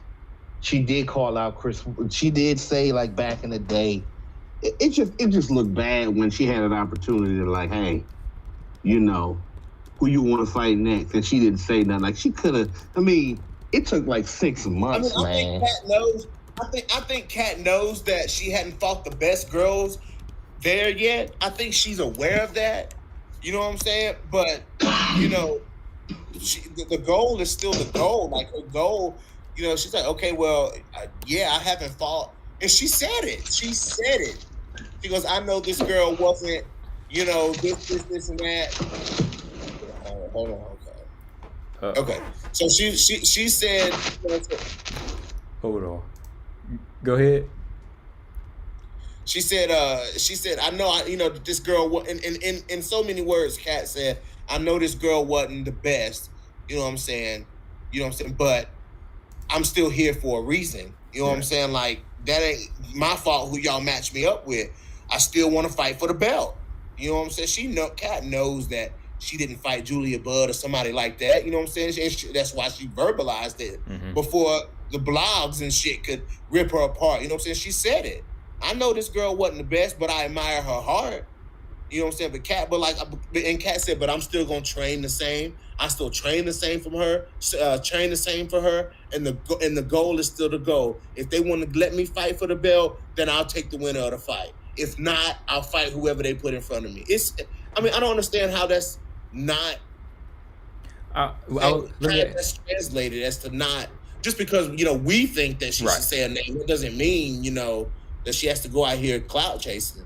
I mean, at this point, for somebody like her, wouldn't it be nice for her to take a Miranda Maverick approach, knowing that she's a veteran and she can get it as quick as possible? Because like I said, like, I was 90% sure, but 90%, 85% on it, because when she said, I want to go for the gold, I was like, okay, but at this point, you might as well say, let me get Cyborg Smith winner, however you want to put it. Ain't it good to put that name if you really want to build yourself up and be known as the killer? Listen to that coach in the comment section. Wait, what's he say? Coach go ahead. He said, say the name. He said, Cat looking a little soft right now. Cat looking soft right now. He said good. Shout out to Coach. Yes, she could have said the name, but she's always said Chris Cyborg, though. She's always said it. She's always said that she want to fight. When it first came out that Cat was signing with Bellator to fight at 145 pounds, what was everybody asking Cat? Well, Chris Cyborg versus Julia Budd. Oh, well, I want to get in there and fight with them. That's what she said. I understand the whole name, whatever, you call it out, that's what you get. You know what I'm saying? I get it, but in the same breath of Kat saying she wants to fight for the title, she also said she knew that the girl that she fought wasn't the best. So, she said it. So, I know. Look, I'm playing it the same way I do everybody. Like, look, JoJo, that's my girl, but when she said I put 10 people in front of me, I was like, no, you don't say that. You got to say the girl's name, And that's why I like when people get mad at Miranda Maverick for saying for Valentina's name. I'm like, no, you're supposed to say that no matter what level you are. They saying it, but JoJo is saying it after fighting a top contender, after beating a top contender, when she's truly in a position to call out the champion. Kat's not 100% in that position. You know what I'm saying? Like, she's not the number one contender. She's not. But listen, the champ has a fight booked. You know what I'm saying? Like, Kat's not. It's not. It's. You see what I'm saying? Right. She's number 4 now, though. Joanne Calderwood, they were in prime positions to call out Valentina Shevchenko, and they didn't do it. The Kat, she recognized that, okay, I just beat a bum. You know what I'm saying? I'm not in the best position. She didn't just beat. Now, if Kat went out there and beat Olga Rubin or beat Arlene Blinko or beat Julia Budd and didn't call out Cyborg, then we'd be like, damn, Kat. But she beat a can. Combo. I'm looking. Robert just said Kat should be ashamed of herself. Combo. Yes, sir. Look, this ain't the UFC, okay? This is Bellator. Kat could have called out Chris Cyborg anytime she wanted to. And all this stuff about respecting the next person, no, man, you don't get nowhere doing that. If you in the top, well, first of all, especially somebody might not. Because I believe they signed her because they wanted somebody to fight Chris Cyborg. And she wanted to fight this Chris Cyborg. So if that was on the table, she could at least said it. So people could have something to look forward to. But right now, it just kind of looked like, well, we don't know who's going to fight her until Kat actually decides to accept the fight. It does look kind of weak. I'm not saying at the end of the day it's going to make that big a difference. Maybe some people don't care, but it would have been more fun.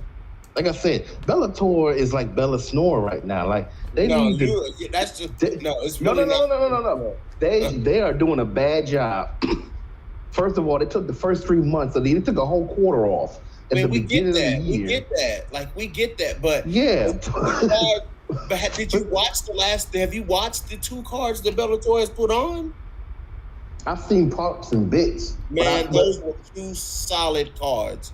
those were 2 solid cards from top to bottom. Solid. So, I mean, it ain't Bella Snore, really. I mean, Bellator came out the gate.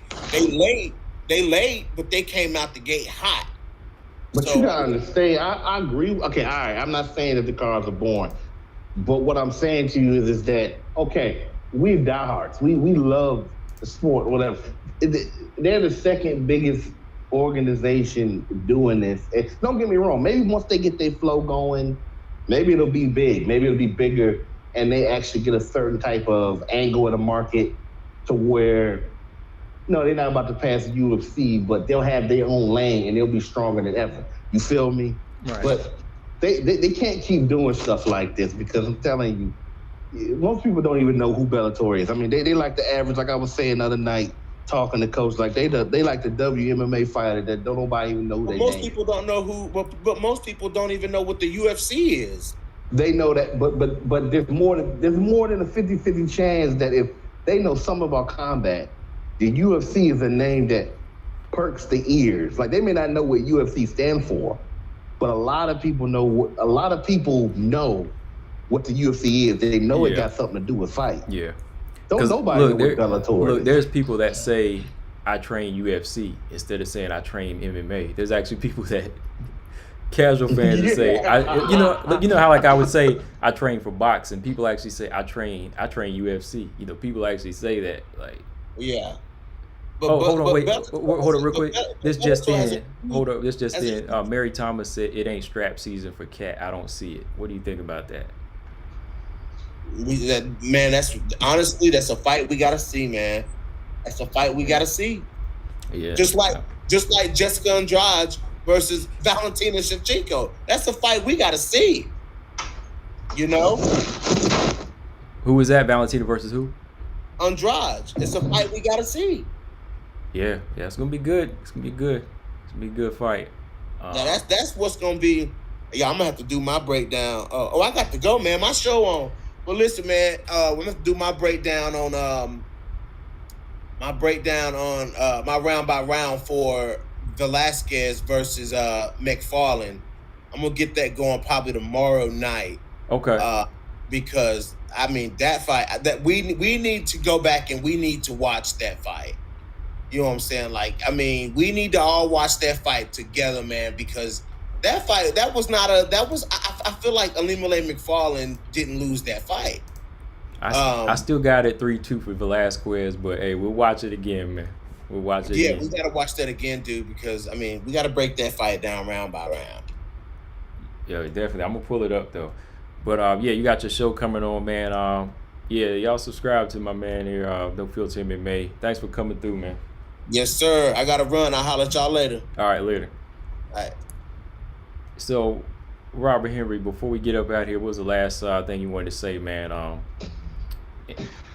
Well, first I want to thank you for doing that round by round of the Joanna Jędrzejczyk and Weili Zhang fight. I really wanted to. Yeah. Because there's no cut. You go online, you can't even find any breakdowns of the fight of no type.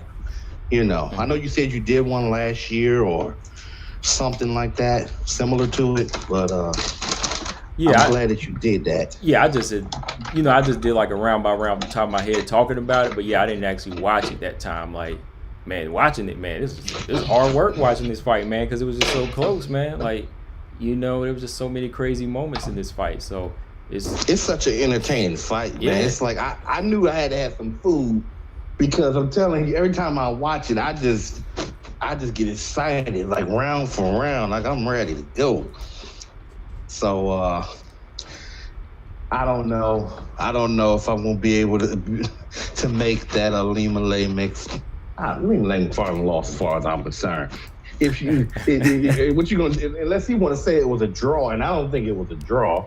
I think she came on the last couple of rounds. Maybe the third and the fourth round, it seemed like. Mm-hmm. But in terms of who controlled the fight, it was Juliana Velasquez. To me, it was a dominant victory. It wasn't as dominant a victory as I thought it could be. because I thought there was some opportunities for Velasquez to do a little bit more, but yeah. You tripping. I had to come back, man. I knew you were coming back. You see, you bait. He said he took the bait. Go watch your show. No. You're not gonna. You tripping. You tripping. No. Okay, hey, but it ain't gonna change my mind. So why you come back? Let me address a couple of things in this comment section right quick. Oh Lord. It says, Mary Thomas said, but BJ, the thing is, in both Val Andrade and Kat Sapor is that we know the overall winner of these. So, Mary Thomas, Valentina Shevchenko versus Jessica Andrade is not a clear-cut victory for Valentina Shevchenko. That fight is not clear-cut. Clear-cut. It's not. It's not clear-cut whatsoever. You know what I'm saying? Like, Andrade can go in here and starch Valentina Shevchenko if Andrade is on her shit. So, I mean, saying that Valentina unmistakably beats Andrade is crap. And saying that fight, and Robert Henry saying that fight with Juliana Velasquez and Alima McFarlane wasn't close, then what were you watching? What were you watching to say that fight wasn't close? Combo, was that fight not close? Which one again? McFarlane versus Velasquez. Yeah, it was close. It was close, but like I said, Velasquez still did enough to win. McFarlane came on too late, so it got close in those last quarters. But yeah, I still feel like Velasquez won in my opinion. Like, it could have been more dominant for Velasquez if she would have let her hands go and did more work. But yeah, it was close. It was too close for comfort. Let me put it that way. And is it a clear-cut victory that Valentina beats Jessica Andrade? Clear cut, man. I haven't done my breakdown prediction for it yet, and I'm not giving y'all that yet. Okay. I ain't giving y'all my Wiggly Rose yet. I'm gonna drop that later this week, man. But you got to break that thing now. I want to hear your whole thoughts on Valentina versus Jessica. I mean, we talk about it here and there, but you got to drop a breakdown for it, man. Right quick. Okay, my show is on, but right quick. Listen, man. Like I said, Jessica Andrade's kryptonite is an active jabber, like somebody who pumps a jab. That's something that Valentina Shevchenko does not do. She does not pump a jab. Rose pumps a jab. Joanna pumps a jab. Girls that pump jabs can really disrupt Jessica Andrade. You know what I'm saying? If Valentina does that thing where she waits, you know what I'm saying? Like, when she's waiting to counter, she's gonna be in a lot of trouble. And Jessica Andrade is going to get in her face and she's going to go after Valentina. There hadn't been a lot of girls who've went after Valentina. Chukagian didn't go after her. You know what I'm saying? Like, we want to see, the only girl that went after her was Jennifer Maya. You know what I'm saying? I want to see Andrade go after Valentina and how Valentina's going to respond to it. All right. Go ahead. Interesting question just came up here. Well, V. Kendra said Valentina's not going to starch Andrade. Who has the better chance to starch and who in this fight? Let me ask y'all that. Starching? Who's getting starched? I see a start, I can see Valentina winning by decision, but starching, I'm gonna have to go with Andrade. Andrade would be the starcher in this situation. Ooh, what about you, Robert? Robert, on mute. Oh, let me unmute. Hold on. All right. I would say I have to disagree with that. I think it's either. No, look. It's either this. Either I'm slightly giving Valentina the advantage on who's likely to catch who in terms because of her skills and her timing, or it's 50-50 because I believe either fighter could possibly stop the other one.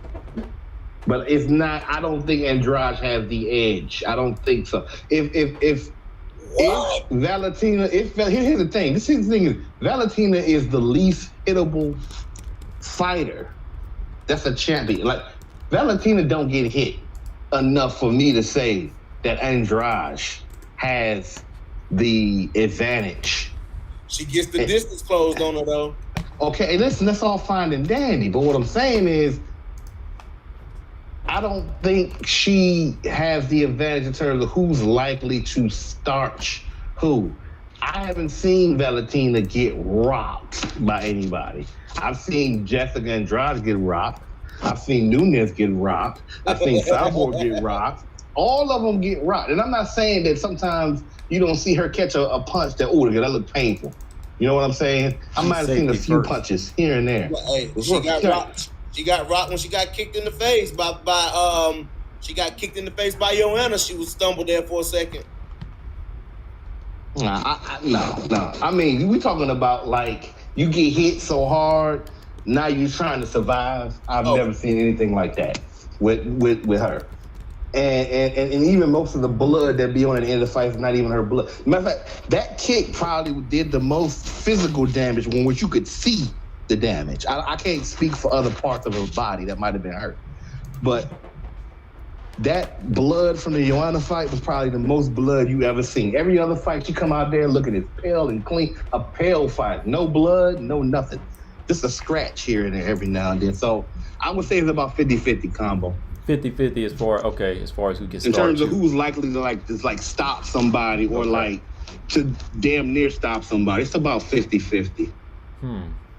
But I would say I would give Valentina the edge for the opposite reason, which would be Andrade. It's unpredictable. You don't know. It could happen, but to me, it's more likely to happen with Valentina. So it's either that or 50-50 for me. But think about it. Chukagian don't get hit a lot either. But she get touched a lot more though, considerably round for round. Dude, all you gotta do, look. Even when you go to different websites that got different numbers, they all have Valentina numbers in terms of getting hit per round.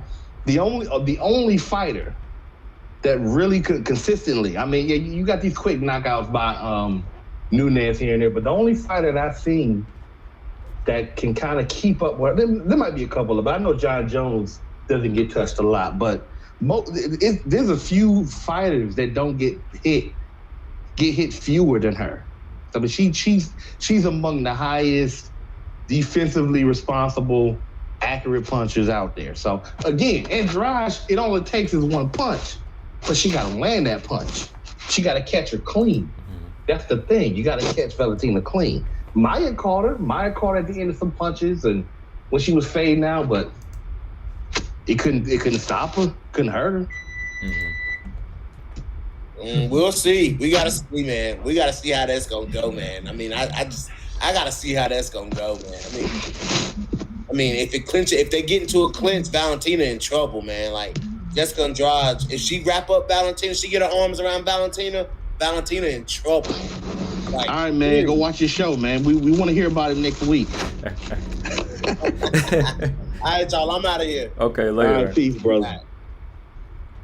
Yeah, combo. That's pretty much all my thoughts. And I'm just doing my thing. I've been recording. I put up a video on my channel today. My first thumbnail ever. So I'm moving up, and put up a little new poetry video. So yeah, man, I'm good though. I'm good. But that's what I feel like. I feel like we got some good fights coming up, and I'm not picking against Valentina or Rose. And I know you're gonna block me if I ask you again who gonna win that Rose fight. But you know, I just think it's gonna be a fun fight. Like I just think so many people are just like, oh my God. But here's the problem now. That statement by Rose, it's gonna turn in, you know, I can't wait till the fight actually happens. Like, once it's over, you know what I'm saying? I feel like I've been waiting 2 years for this fight. Like, let's just get to the fight so people can stop talking. Yeah, man. I don't know, man. Like, look, I'm a big Rose. I'm a Rose fan, been a Rose fan, but you know, I'm just being honest with this fight, man. This is gonna be a hell of a fight for her. I think it's gonna be the hardest fight in her career. You know, just style-wise, because when it came down to the Joanna fight, that was just like a fight where it favored her. You know, no matter how dominant Joanna was with everyone else, Rose had a style that was perfect for her right in front of her that night. So, you know, going in here with Whaley is going to be different. I can more so I feel more comfortable about my prediction for Valentina versus Jessica. Let me put it that way. I ain't giving y'all either one yet, but I'm more so comfortable about that pick. I'll put it that way.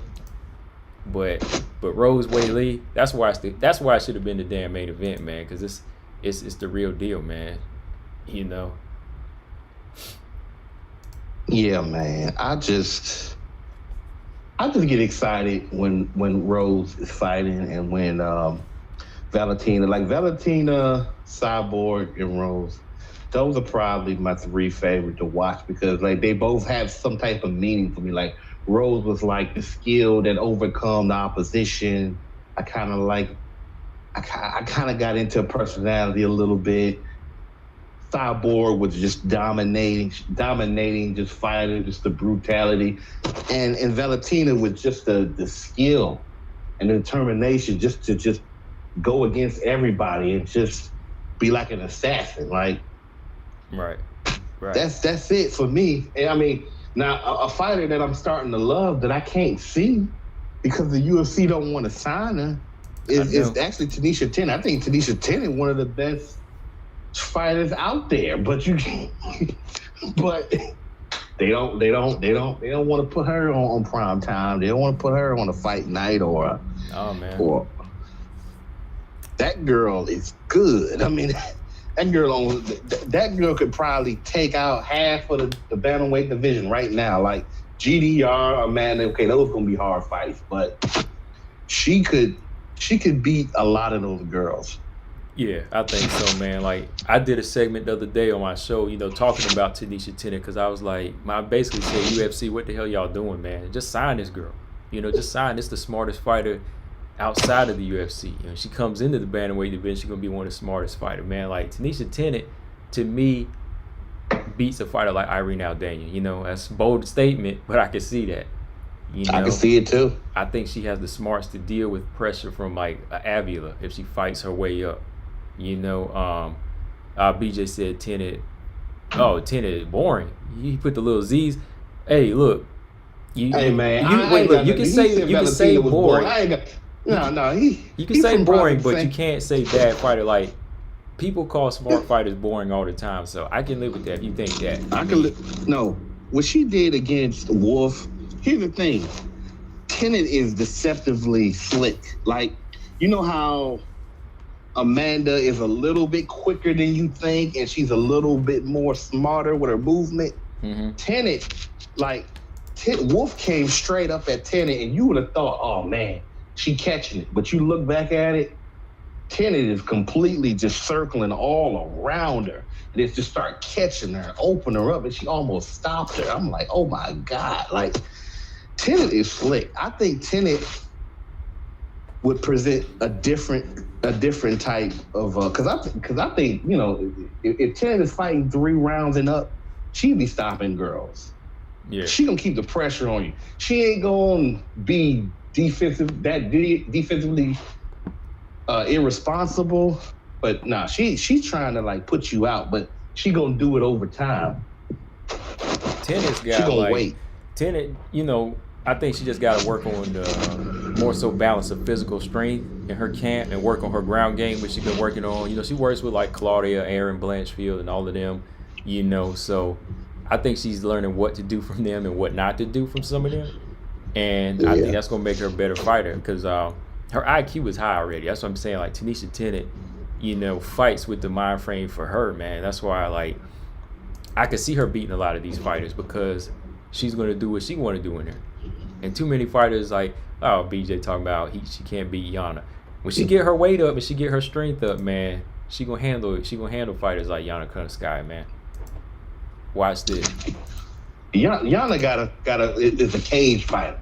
She fights on the cage. Like she more on the cage than Vega from Super Street Fighter 2. She crawling she all on the cage. You know, and then she gonna try to drag you to the ground. So I don't know. He's so in love with her striking. If Yana don't take Tennant to the ground, Yana done. And I think she's that good. I think Yana will be there for like 30 seconds. Sooner or later, Yana gonna be like, I gotta get it to the cage and the ground. Because I ain't going to be able to outstrike this girl. Look, I'm gonna say this. You know, me and B, we got to go back and forth on this one, the next one. But I know that Tanisha Tennett's striking is better. Yana's ground game might actually be better than Tanisha at this point. You know, just because of the strength and the years she's been putting in. But striking, Tanisha Tennant wins that battle. I could see her taking her apart, man. Like if you let Aspen Ladd knock you out, then I think that Tanisha Tennant easily outpoints Yana if it stays standing. Yeah, I think she stops Yana or she gets real close. I think Yana is going to be in survival mode. She going to be yelling out, Santiago, help. She going to be calling her fiance in my cage, like, get this girl off of me. Oh, yeah, man. But yeah, man, what's up with you, man? Y'all know you just getting ready. What is anything? What's happening this weekend? As far as fight wise, what's going on this weekend? Hold on, let me check. Wait a minute. I might not even have the time, but Robert Whitaker, Kelvin Gaston is this weekend coming up. You know what, dude, man? Some of these fights. Well, you know what? That's not quite a throwaway fight. Yeah, that's a good one. I actually like that better than Costa, even though Costa was ranked higher than Gastelum. I mean, to me, Costa shouldn't even. After the way he get whooped, he should have dropped out of the top 4 or 5 because to me, he didn't really fight. I think Gastelum is more battle tested than Costa. I think some other dudes in there has probably got more. You know what I'm saying? Like, I didn't want to see that fight. But to me, Robert Whitaker pretty much already, when he beat, what's the brother name that moved down from heavyweight? You know what I'm moved down from heavyweight. And I had to give him, we called himself the Black Gorilla. You know what I'm talking about. Oh, yeah. Ah, man. Yeah. I can't think of his name. I know you're talking about it, though. Yeah, but when,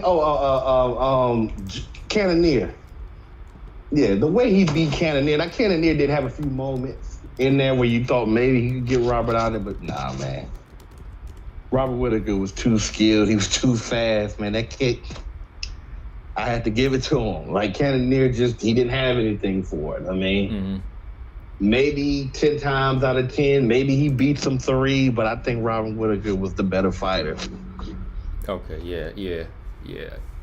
Yeah, Cannonier, I was kind of hyping him up that time too, man. I was like, this dude. Because Izzy called him out saying, hey, if you beat Robert, man, come on, let's do it. Come on, man, let's get this money. Let's do this fight. And Robert went there like he's like, I'm going to have to show y'all. I'm going to have to take it back to the old Whitaker to beat this guy or something. Yeah, matter of fact, I think I was on a breakdown live with you and Coach talking about that because I was like, yo, this Robert Whitaker was putting the Roy Jones on him in that fight. I was like, he was putting some like skill on him, and like Cannonier had some moments, but it was like he gassed out, man. Gassed out in that fight, man. So yeah, he wasn't. I mean, it was almost like he was just the last 2 fights, like the way he did Darren Till. Like I don't know if I thought he was gonna stop Till, but maybe if he had fought a little bit harder, maybe he could have stopped Till or got close. Because I'm telling you, it's like after fighting Izzy, it's like every fight just got easier for him. Yeah. At least easier enough. Okay. Far as women fights, man, ain't nothing major. Yeah, BJ, I pulled up the schedule. Zara First Santos and Jose Nunez is at bantamweight. Now that's a snoozer. All right. Now if you're gonna snore, BJ, snore at that. Yeah, snore at that. Anytime it's a Nunez and it's not the real Nunez and not the one that wants to be a Nunez just because they married, you know. And we got Jessica Panay and Lupi Benitez. Oh my God. I like Benitez though. Benitez is cool. I kind of want to see what Panay does though. After being out so long, like I know what Benitez is gonna do. So you know what she gonna be there. I know what she gonna do. Then we got Tracy Cortez and Justine Keech. Oh my God, that's an interesting fight. I think that's probably the best out of the three, maybe. I think it is. It is because what's the name? Zara don't have no business being a bantamweight. I mean, it's not the weight. I think she just need to work on her skill set, and get better. But is that the one that was at 145 that Megan choked out? Yeah, that's her. Man, look. We got to discuss this real quick. Then we close it out. Okay. I'm so sick and tired of this weight cutting. What did I tell? If Marcus Bell is out there, I'm on brag. Like anytime I got a chance, especially Jason Rose, but for Marcus Bell, what did I tell you? Dumont is a 145 pound. Okay, she can't fit her butt in a 135 no more. When she fought Megan Anderson in that fight against Megan Anderson, when she fought Megan Anderson, I said, no, that's a 145 pounder. And then Marcus will say, well, she fought at 135. Like, well, the 135 died, okay? Because when she fought her fight against, what's the name of the girl that stole all those masks? Ashley Evans Smith. Right. When she fought her, she went in there like 139. Wait a minute, hold on. You know how sad that is? That's how we remember a fighter, not for their highlights, but for what they did out of the octagon, man. It's almost tragic. It because is, they man. can't make weight.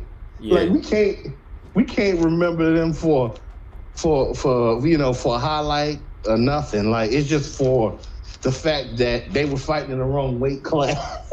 Look, no, Ashley Evans Smith. That's what I was saying. Like, we don't remember her for like a rabbit punch or a knockout or getting knocked out. We remember her for stealing masks, man. Wow. That's tragic. No, here's the thing. We remembered her before that. She was most remembered for beating Felon Fox.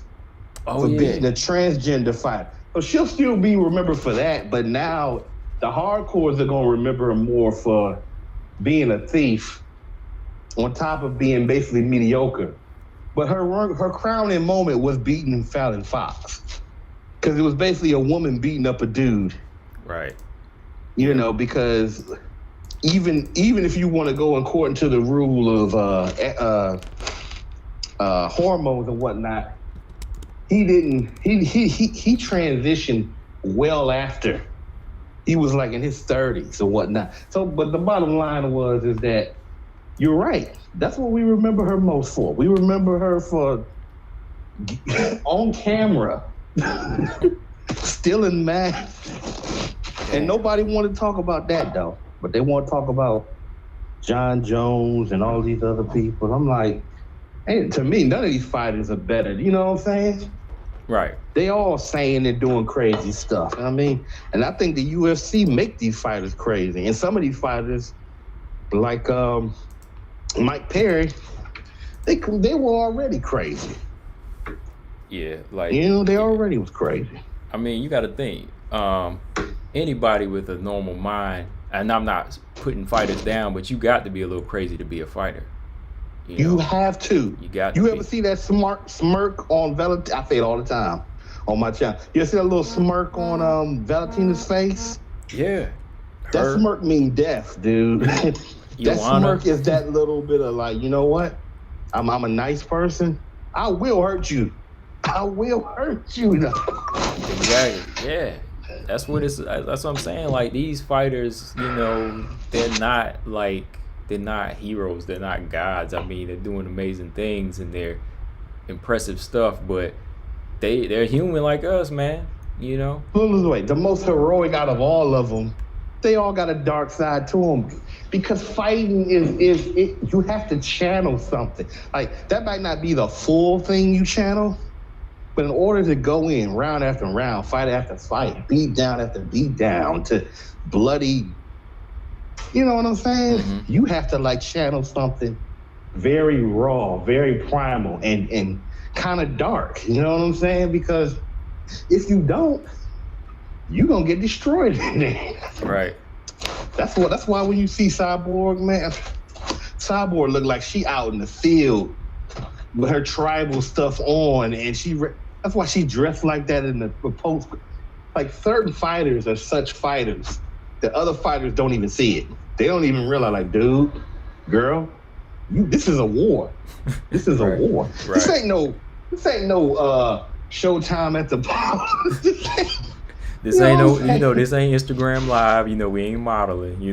No, like this is, you could die. That's why fighters and their coaches sometimes they say,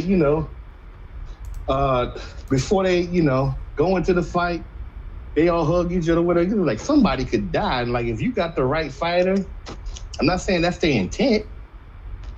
Did you hear about that kickboxer that died? Recently? I think it was there was I don't know his name. I get the information. It's on he got kicked in the head, and I think he had a brain bleed or something. Some people think that the guy, it might have been a Muay Thai, one of them. Okay. Well, I know a couple of years ago when me and my man doing a boxing podcast, I had to report like 4 boxing deaths. I'm talking like back to back to back in the same year. So yeah, I believe it, man. Yeah, I remember when them boxers died like that. One boxer died and it's not that long ago. They was sparring. Remember that? Yeah, the Australian fighter. Yeah. He got hit in the chest or something, man. He went to sit down. He collapsed, man. Yeah. Yeah, but this dude, he got kicked in the head, and they didn't have to get the medical. They didn't get the medical team there fast enough. And some people believe the way that they picked him up may have actually speeded up the potential injury. And by the time he arrived at the hospital, he was already gone. Damn. And that happened like a week ago, if that. So, I mean, when people say it's life or death, it's really life or death. And that's the thing that pissed me off about the UFC. Dude get his butt destroyed for 4 rounds, stop the fight. So what if he's standing? So what if he, he's notably throwing 1 or 2 back, but he didn't call 80 punches. Like, did you see that Max Holloway fight? Oh, man, yeah. To me, that's more dangerous because Max is powerful, but he's not the hardest hitter.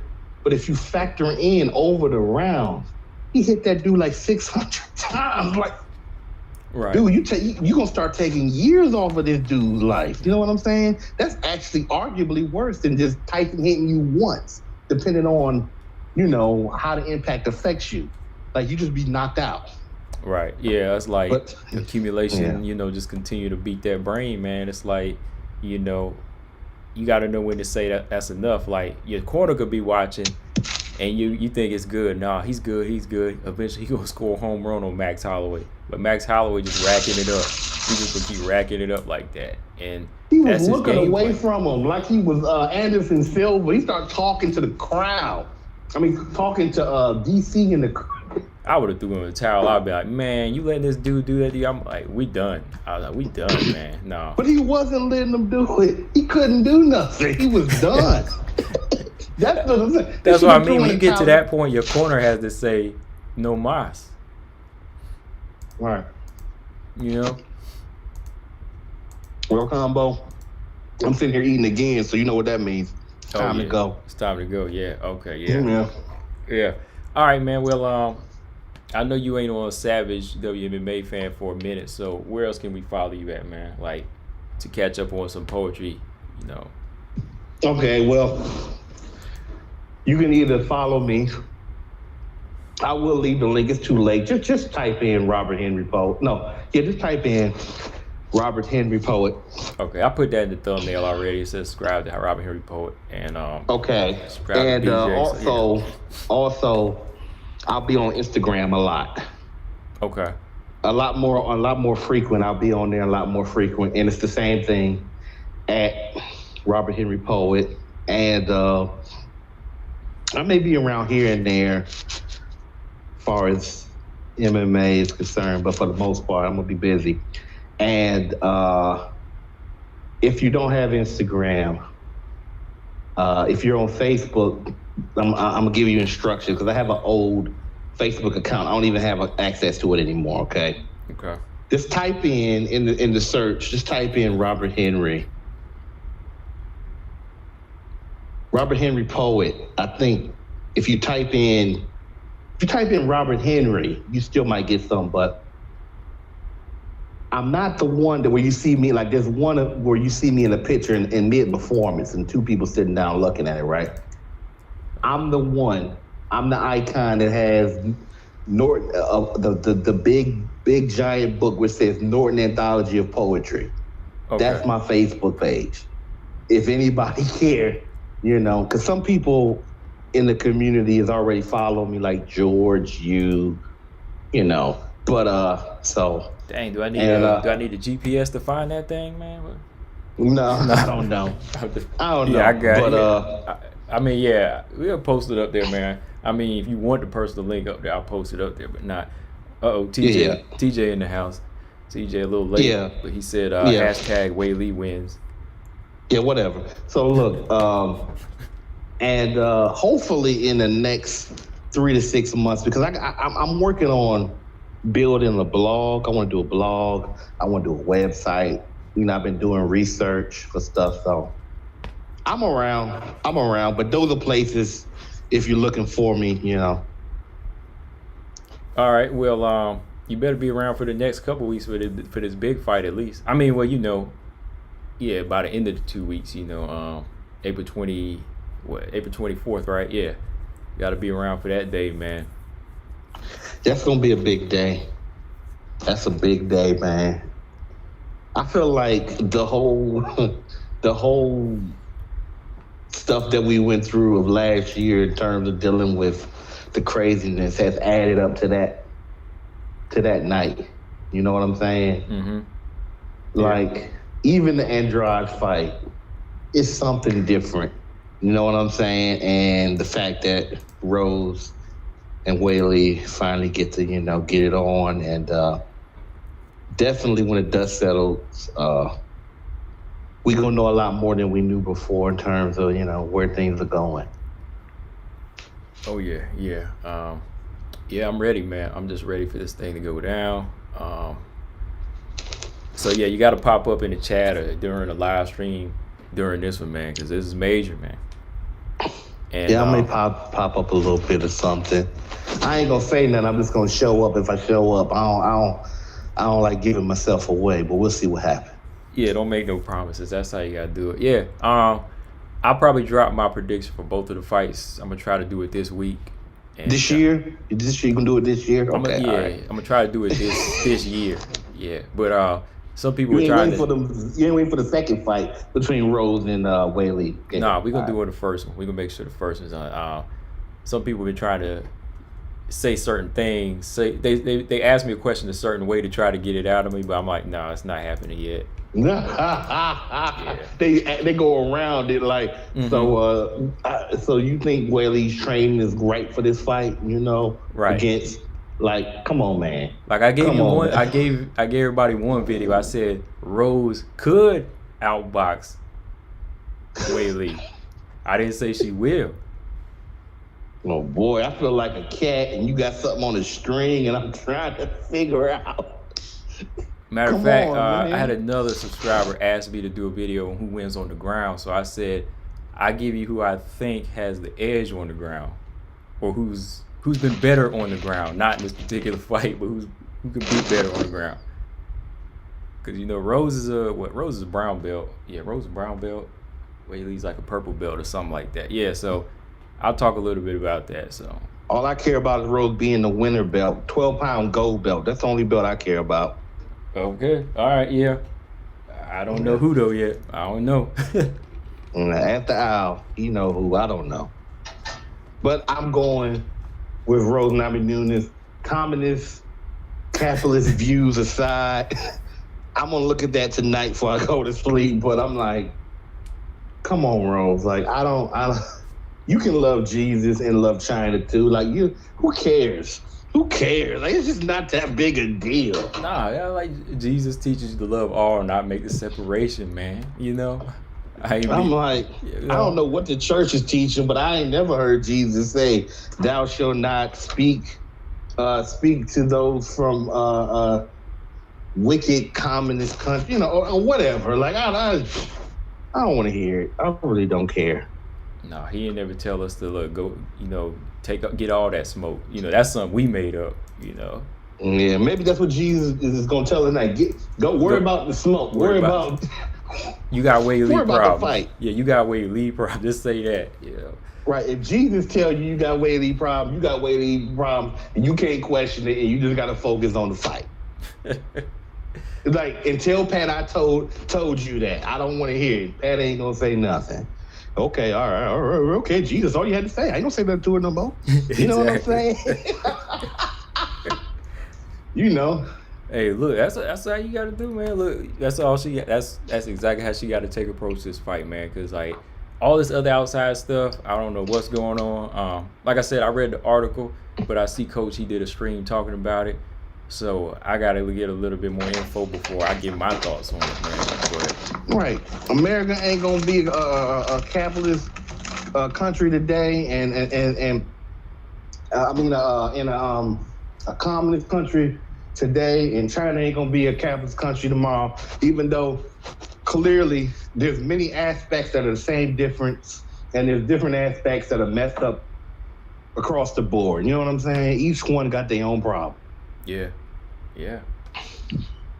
So just be thankful for what your problems, the problems and the non-problems you've been given in your country, and let's keep it moving. Exactly. Just be thankful you can roll. You can fight for you in a championship position. Don't try to make it something that it ain't. because Wei Lee, I think WMMA Addict said this at some point. He said Wei Lee is not thinking about. She just saying, hey, I want to have a good fight. She ain't say nothing about I got China on my back and this, that, and the other. And even if she secretly wants to win it for China, or she would be honored to be respected by more Chinese people, she still ain't focusing on that. She just focused on the fight. Right. Yeah, that's a vibe I'm getting from her. Like, she never says we gonna do this, or we coming to kick y'all behind. It's always, I'm working on this fight. I got the style out to beat her, or I'm working on different things to beat her. It's not like I'm doing it for the country. I'm doing it for them. So, yeah, like just too much other stuff falling. It's almost like, you remember the first fight between Joe Louis and Max Schmeling? I know about it. Yeah, like that was a fight where they turned it into like a big race war. Not even like a race war, because Joe Louis is black. But the U.S. was actually going with him because he wasn't German. This was the only time he got the pass. You know what I mean? Mm-hmm. They would have preferred it been a white man fighting for the heavyweight belt against a German. But we had Joe Louis. But since he's an American, he's black, but he's an American, we're gonna stick with him. It's like German versus American because of the war going on at the time. But oh yeah. In all reality, Max Schmeling and Joe Louis became friends. They didn't want to be part of that. They didn't want to be a part of Hitler. They didn't want to be a part of. Now, was Max Schmeling the guy that beat him, and then he had to come back and beat him? Yeah, came back and beat him. Yeah. And then he went on that 12-year run. Okay, all right, yeah. I remember it. Yeah. Mm-hmm. Yeah. But that go to show you, half time the fighters ain't even thinking about that. I mean, they're aware, but they're like, come on. Like, you brought up something about Germany. What is her name? Anna Gasorstan. I think that was her name. Remember that tennis player back in the day? Yeah, Anna Gasorstan? Mm-hmm. Yeah. Now, you want to talk about a crazy situation. This girl was beating everybody. She was beating Steffi Graf, right? And I forget which one is for Germany. I think it was Steffi Graf. And it, whatever camera caught it, they never showed it, right? Mm-hmm. But a dude who was a Steffi Graf fan, like there was some type of rivalry going on between the country, he stabbed her on national TV. And she was never the same again. Mm-hmm. It's almost like he stabbed her to injure her to make sure she would never be as dominant. She won a couple titles after that, but she was never the same. I mean, people just crazy, man. What? That ain't that. Wait, I'm thinking that ain't that other girl that got stabbed. That girl Monica Sells. I meant to say, I'm sorry, I had the wrong name. Yeah, because I remember that. Yeah, I was like a kid when that happened, but yeah, that was like, I remember that match. Everybody was talking about it. Like, the dude ran up and stabbed it. Yeah. And then who was on Thor's thing? I might be mixing up names. I forget who the other person was. But anyway, yeah. But yeah, man, the one you just said, Monica. Sales. Yeah, something like yeah, her. Yeah, man, that girl was so good and dominant at the time. I think I ain't gonna lie to you. What's the name? It's possible. I'm not saying it's guaranteed that that your girl Serena might still be chasing the record, like, cause she owned the modern record. She won away from the all time, but she's considered number one because she has more than all the other players in more of an advanced era. You know what I'm saying? Yeah. But Monica. Yeah, she was a beast. Yeah, she was, man. She was. I remember at the time I heard about that, man. I was just, younger, but I remember that happening, though, man. Yeah. Yeah, man. So yeah, I'll probably give my thoughts on that whole Rose thing when I just look into it, and I'm gonna make it try not to sway my prediction in any way. I just want to see what she said. So. Well, you can't blame me because I ain't been pulling up no videos. So, and you know my position anyway. So, just don't watch anybody else's videos about it, and then just keep watching the footage and come to your own conclusion, whether I like it or not. Oh my! Yeah, definitely, definitely. I haven't watched nobody's. I haven't heard nobody's prediction except TJ and you, and people in the chat. Yeah, I'm gonna go ahead and get off now, so you can go ahead and close it out. All right, man. Well, thanks for coming through again. I'll still call you Savage. Yeah, I'll call you Savage. Yeah. Thanks for coming through, man. And you be good out there, man. Oh, I will. All right, later, All right, man. peace, man. All right, y'all. So I'm about to get up out of here, man. We had a good stream, good conversation. We've been on here for a minute. But yeah, man, I'm actually going to go back and read this stuff about Rose before I give my full thoughts. I gave part of my thoughts in the other stream, but I just want to see fully what she said and the context of it. Really, like I said, man, this is just a fight. That's how I see it. I just want to make a fight. Let's drop these politics. Let's stop going with the media and the propaganda here, man. Let's just make a fight happen. Stop trying to, let outside influences come in here. So, yeah, I'm gonna check this thing out, y'all, and let me get up out here. Just make sure y'all subscribe. Shout out to the chat, everybody that came through. I am out of here.